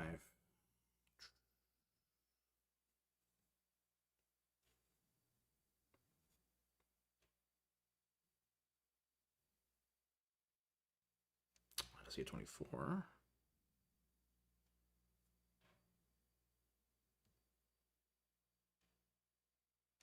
25.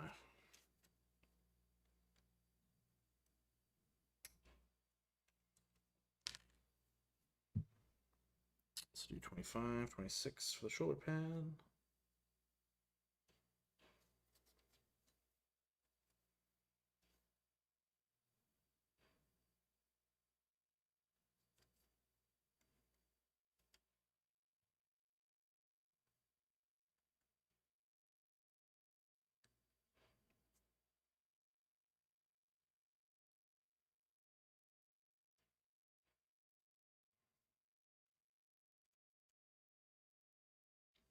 Where's the pad? There's 26.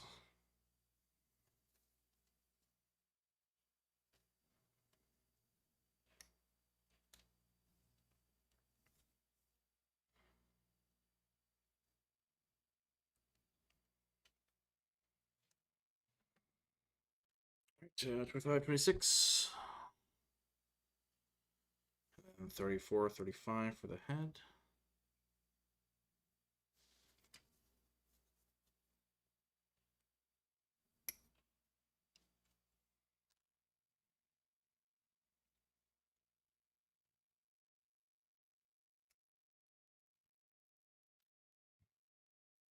And then 36 for the inner head.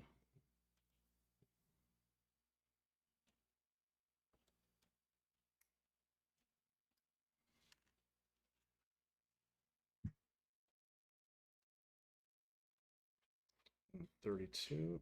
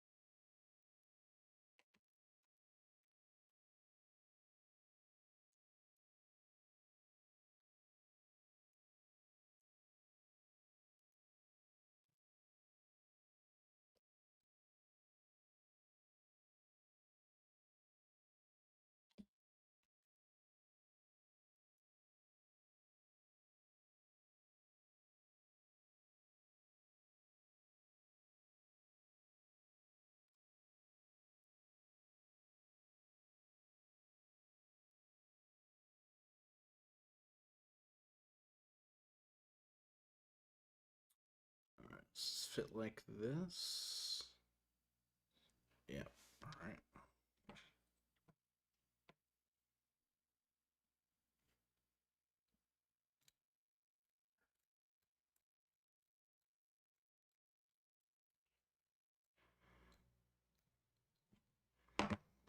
This will definitely need the smoothing, I think.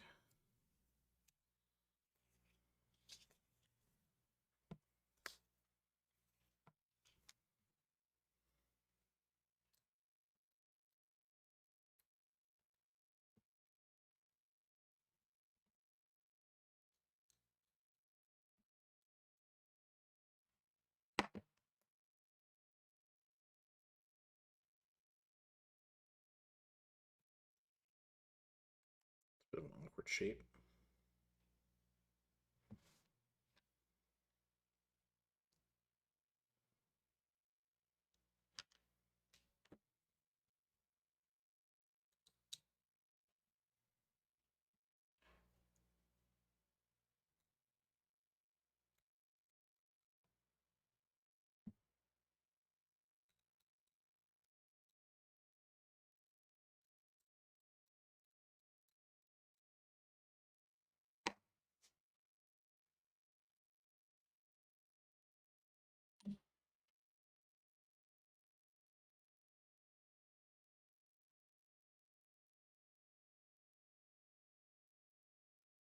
All right, and fit you in there.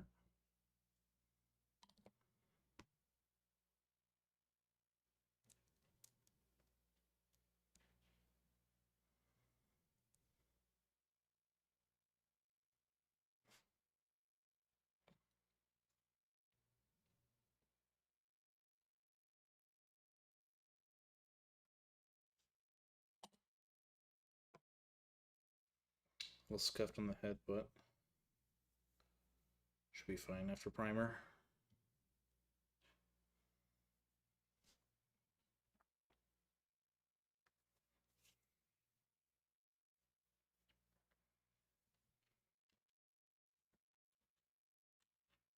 Oh wait, I forgot the arm for the gun. This arm is 33. There we go.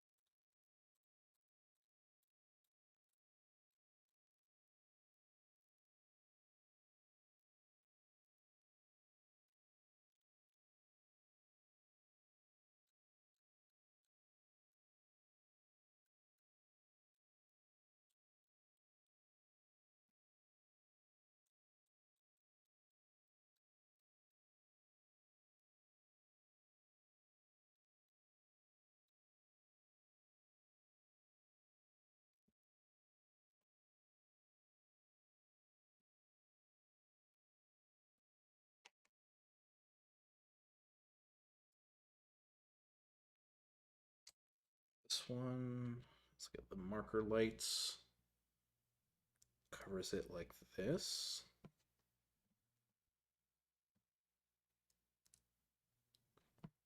Yeah, okay.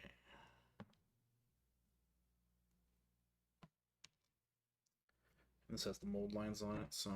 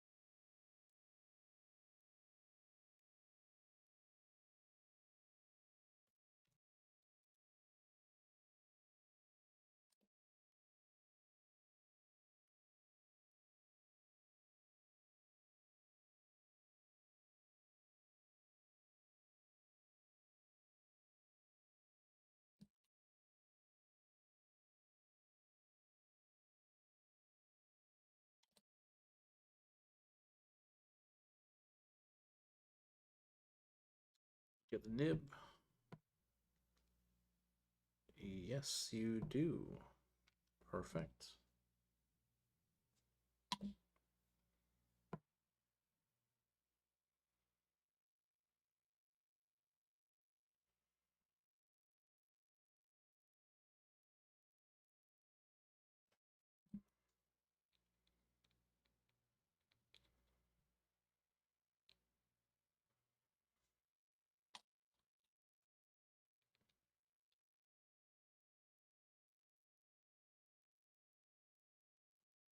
I kind of mega scuffed on that a little bit.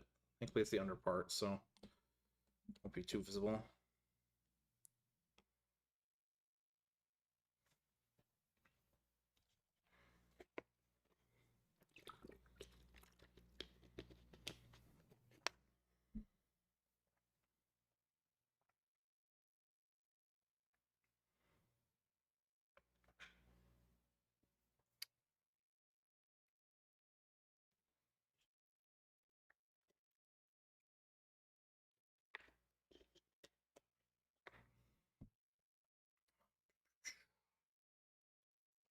It's gonna change this song up a little bit.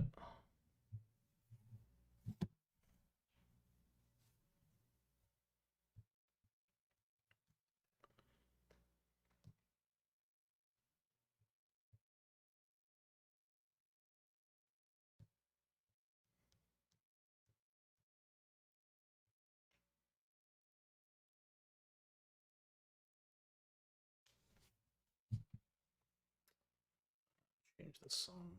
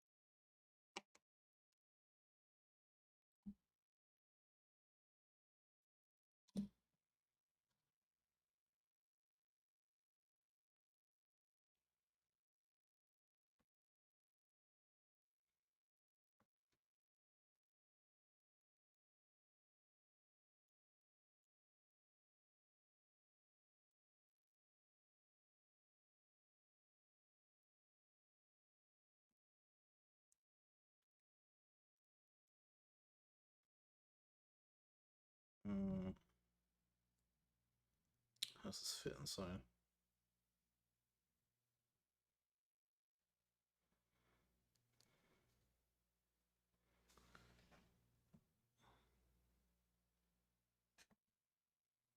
Hmm.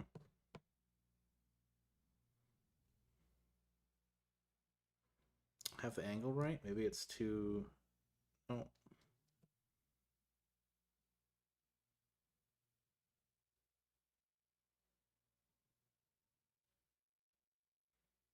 All right, I'll fix this first then.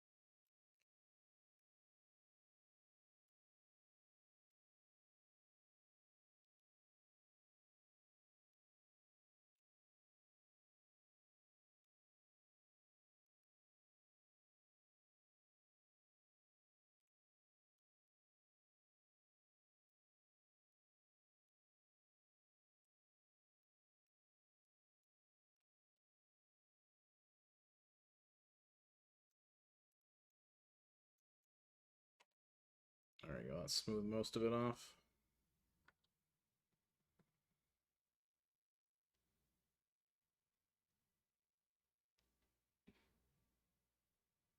I guess that's how it's going to fit.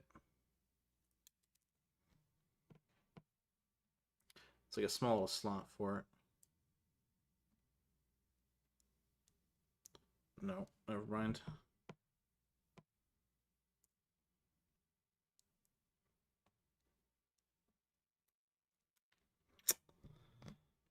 Yeah, so clumsy today.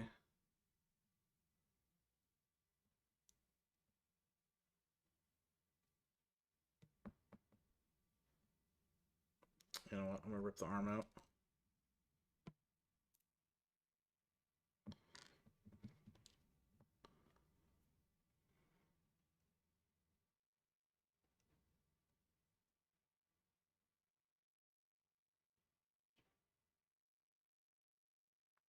They have like a slot for it to fit in.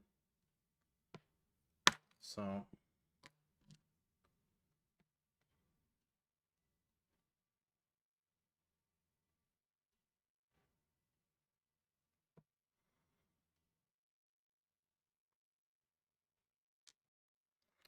the sheet here, what does it say to glue this? It says to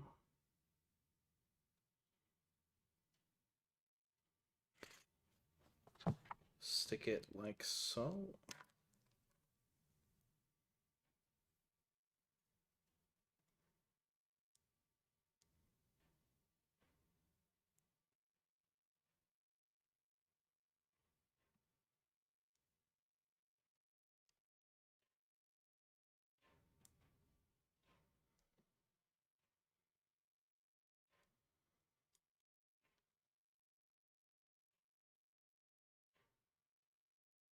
Gonna be the big.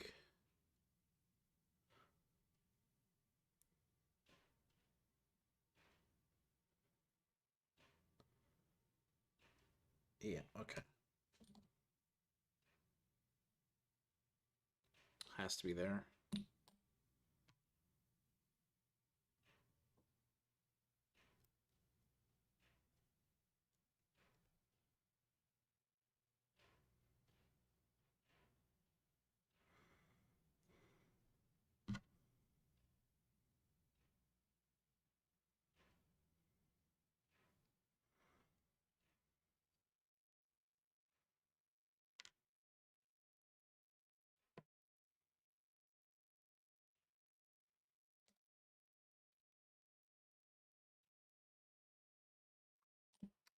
Bit of an awkward fit, but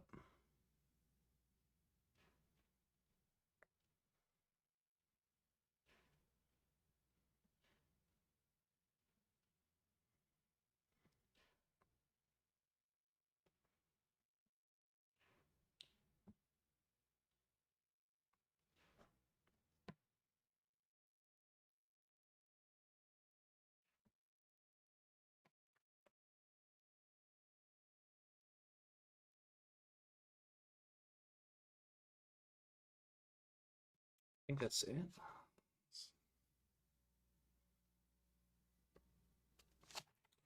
Yeah.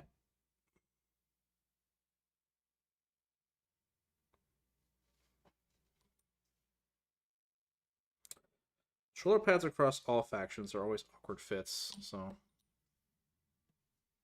I don't feel too bad about it.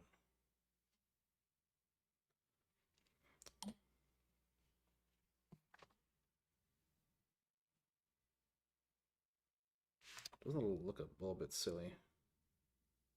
I see that it has the grooves for like sliding though, so like in real life it would still be on your shoulder, but it would slide up and down the grooves, so you would never ever have no protection on your shoulders, but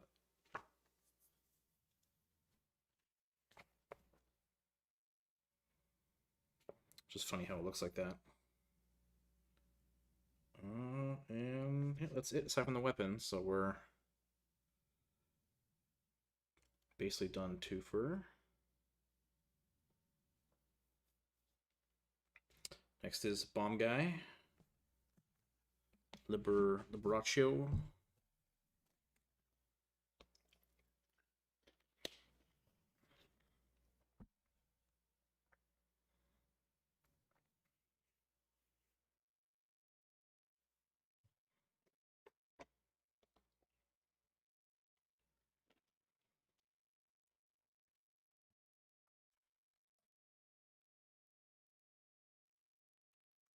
So we are 37, 38,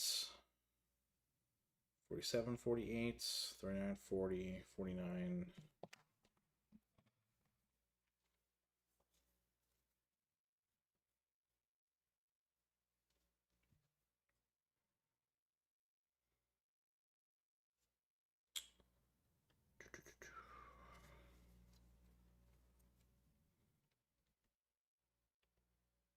$37.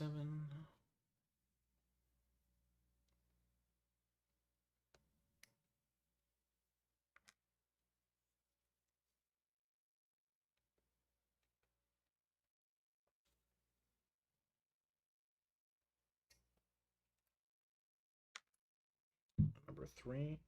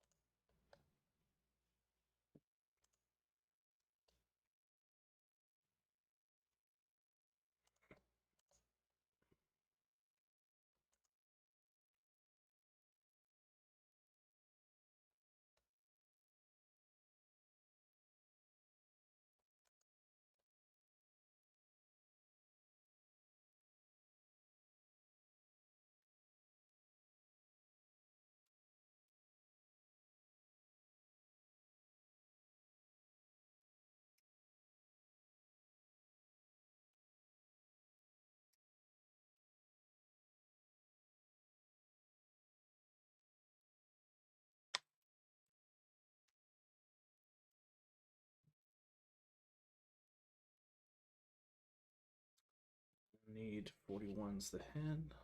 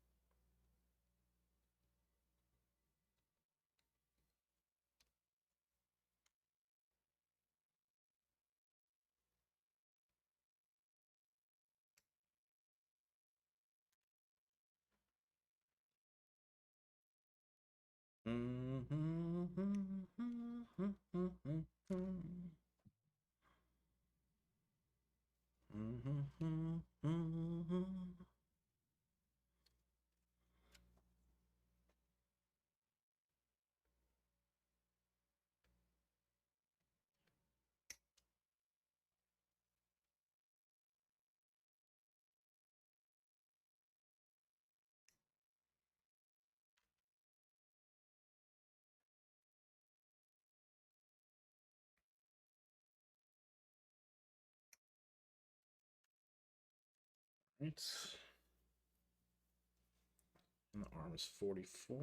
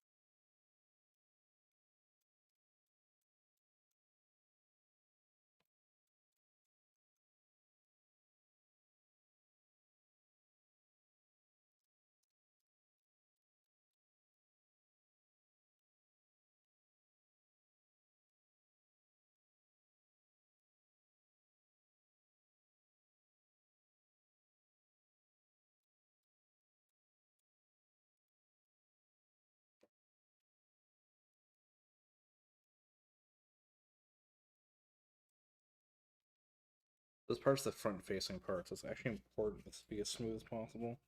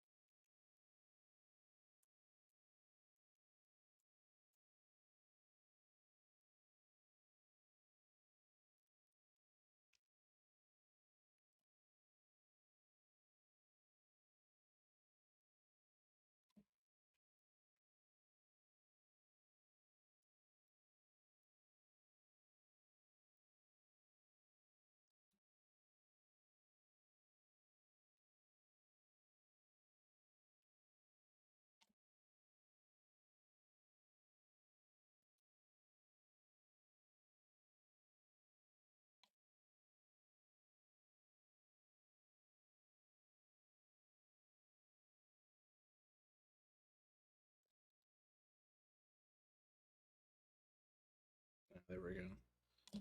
That's the smoothest I was looking for. Only took the third one in to get there, but eh.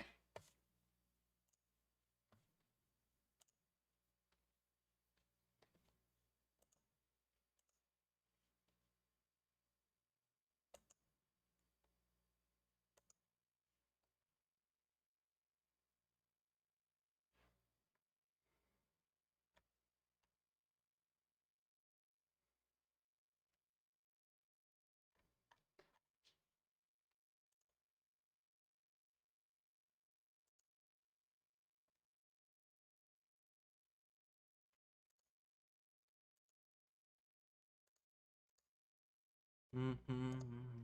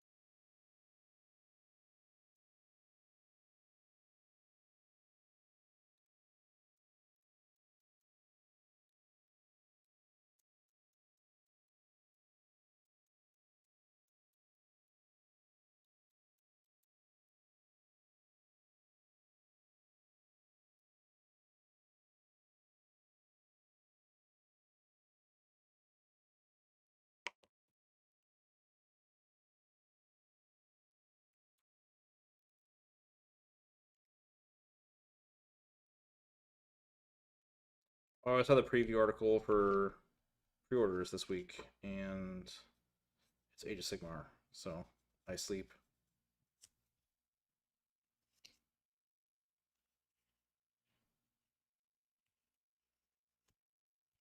Though in actuality, I really probably should be buying more stuff anyway, but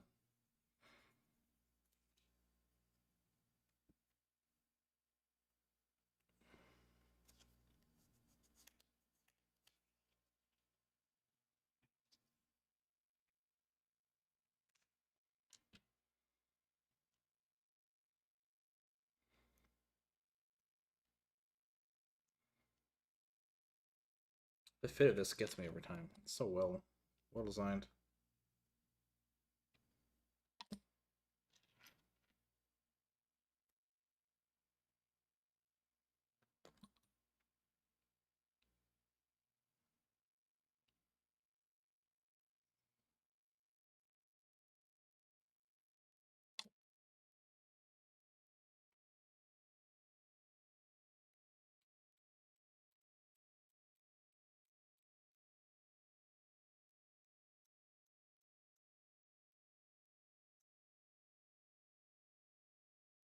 Forgot to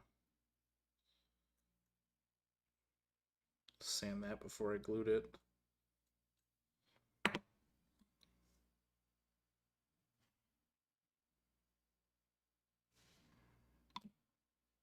It's bottom facing anyway, so it shouldn't be a problem. Alright, now this is the chest plate.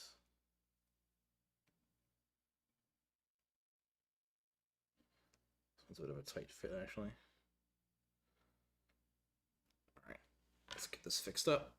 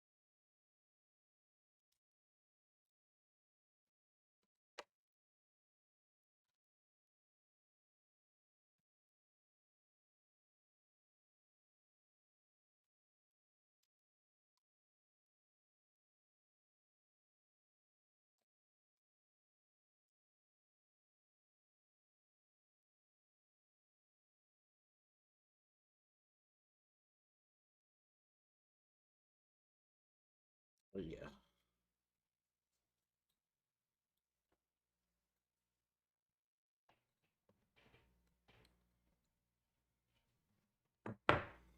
Like very slightly smooth this out.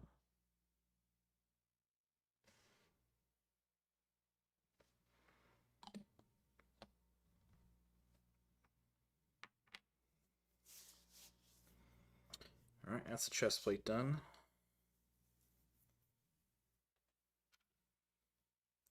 Get the legs.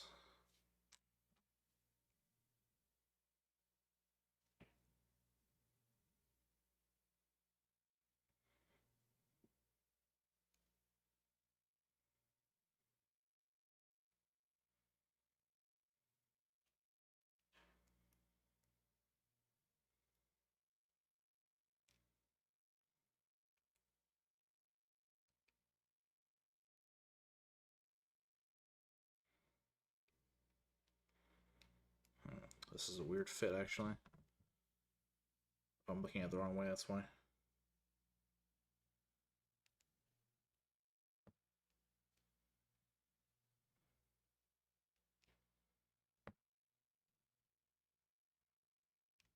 Okay, never mind.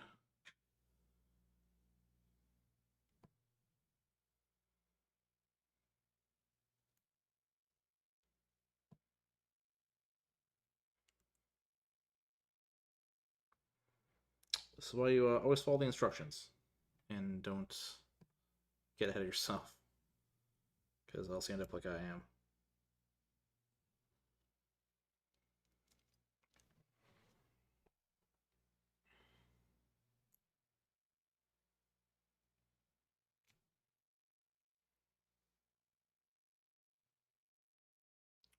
There's a way this fits. I'm just trying to figure out how. I think it's like this.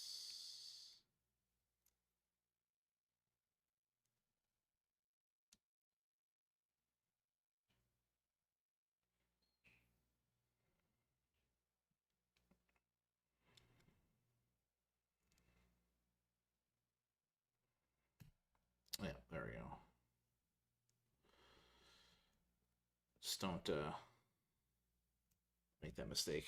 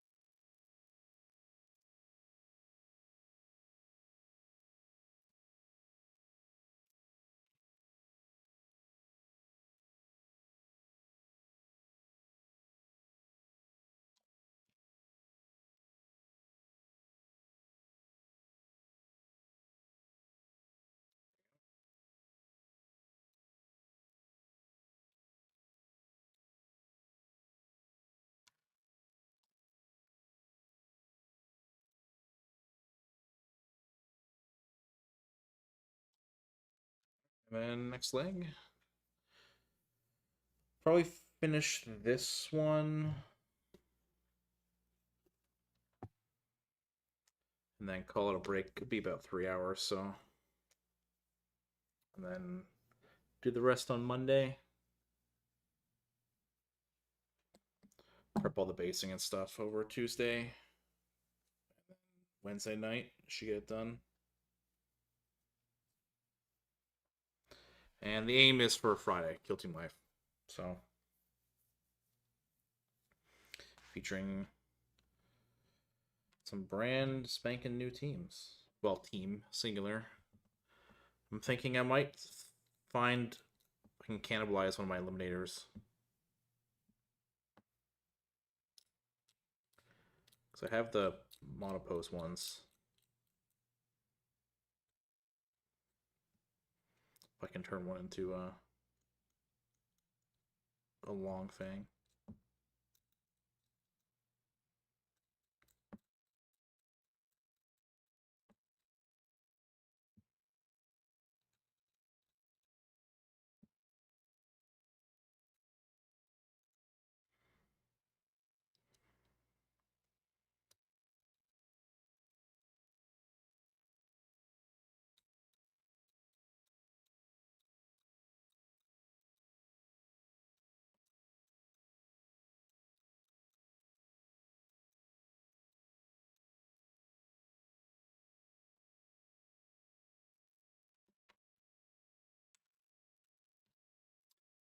Yep. Just slugging along, getting it done.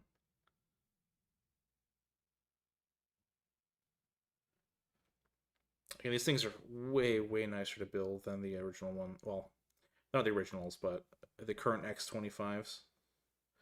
It just sucks what happened to 40k for them, but that's what happens.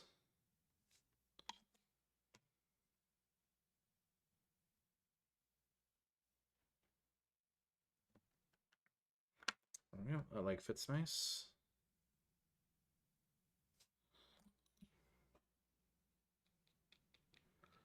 And smooth out the bumps a little bit.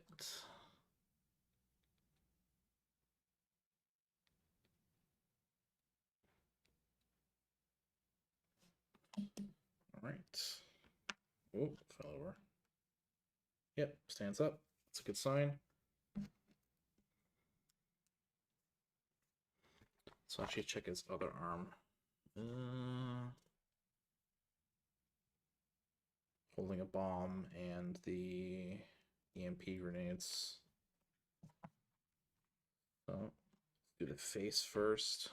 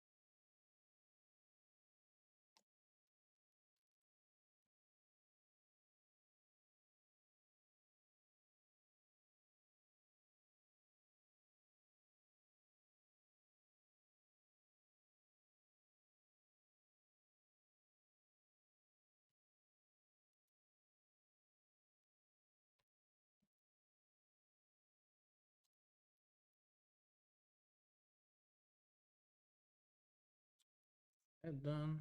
Get the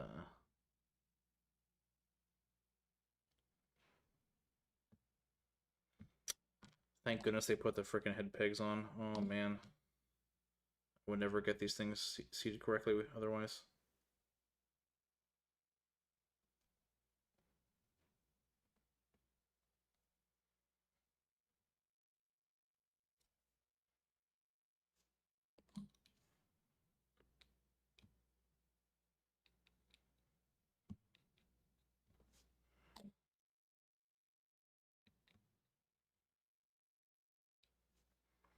Alright, that's head and body done.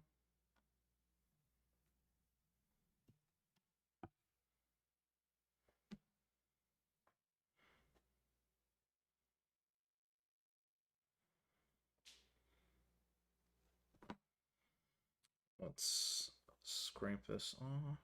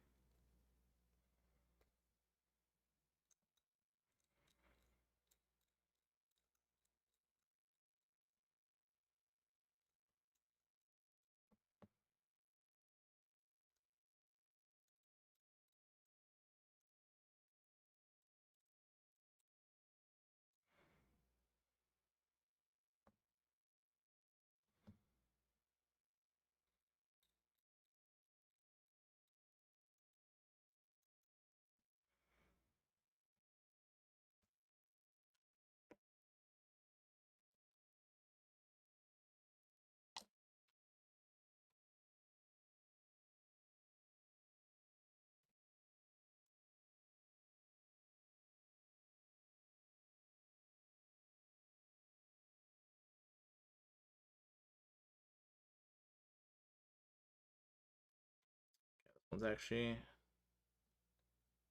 kind of a skill issue.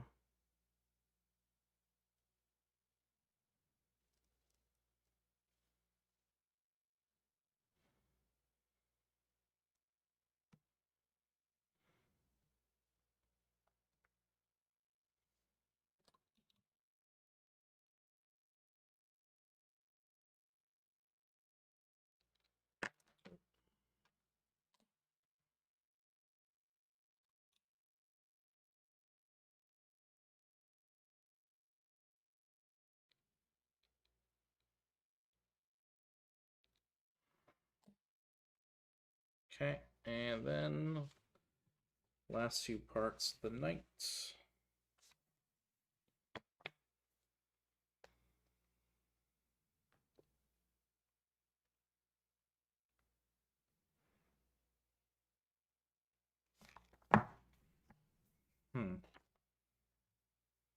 So the bob is 50.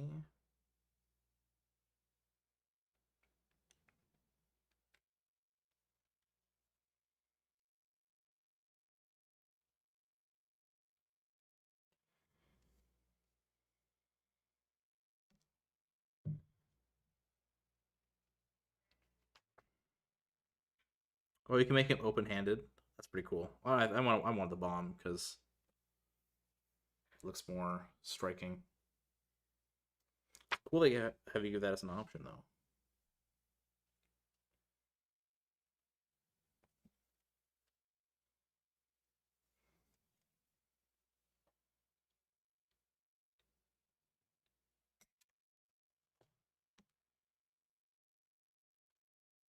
Then pad is 45.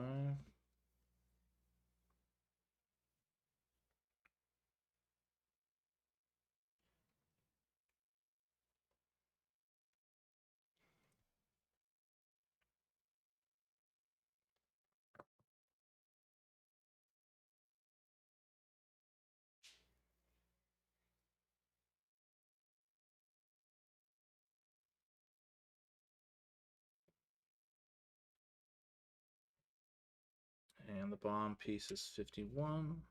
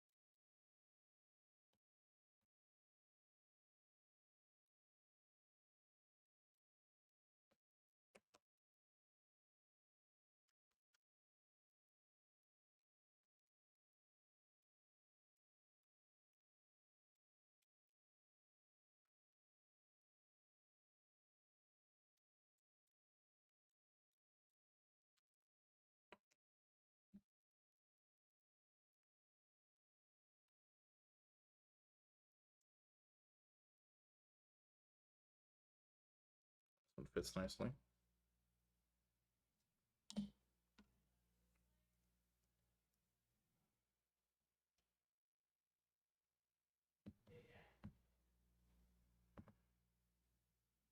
All right. Now for bomb in hand. This has the molding spot? Yeah, it does. Perfect.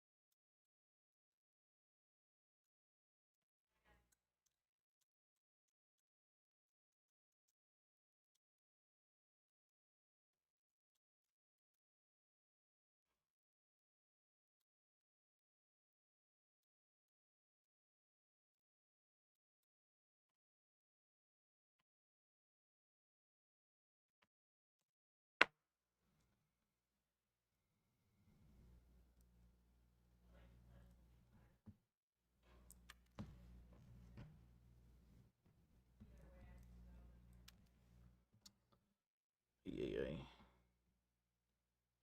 All right, that's the way.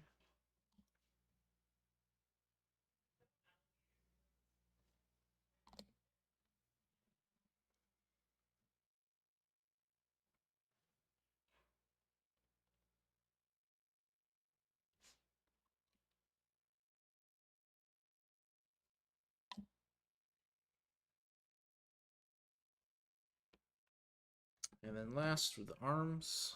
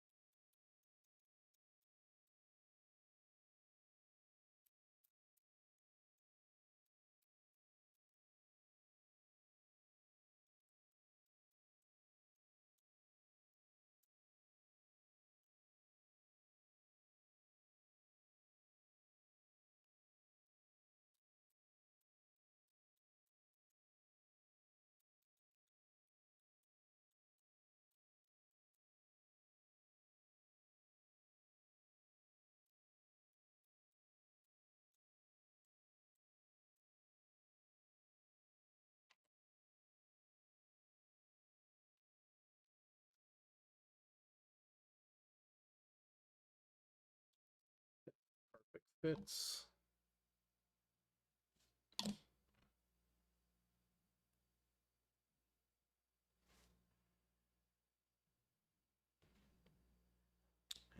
this has the slot, right? Yeah, perfect. This one built a lot better than the other one did. All right, fit in perfectly. Now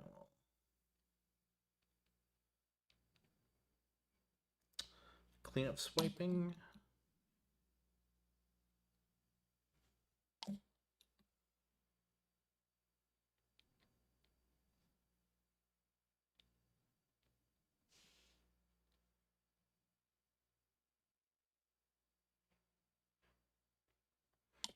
All right, perfect. So 3 of the 5 stealth suits are basically done, aside from weapons. I think it's a good place to stop for tonight. I will catch you guys tomorrow evening for more stealth suit building.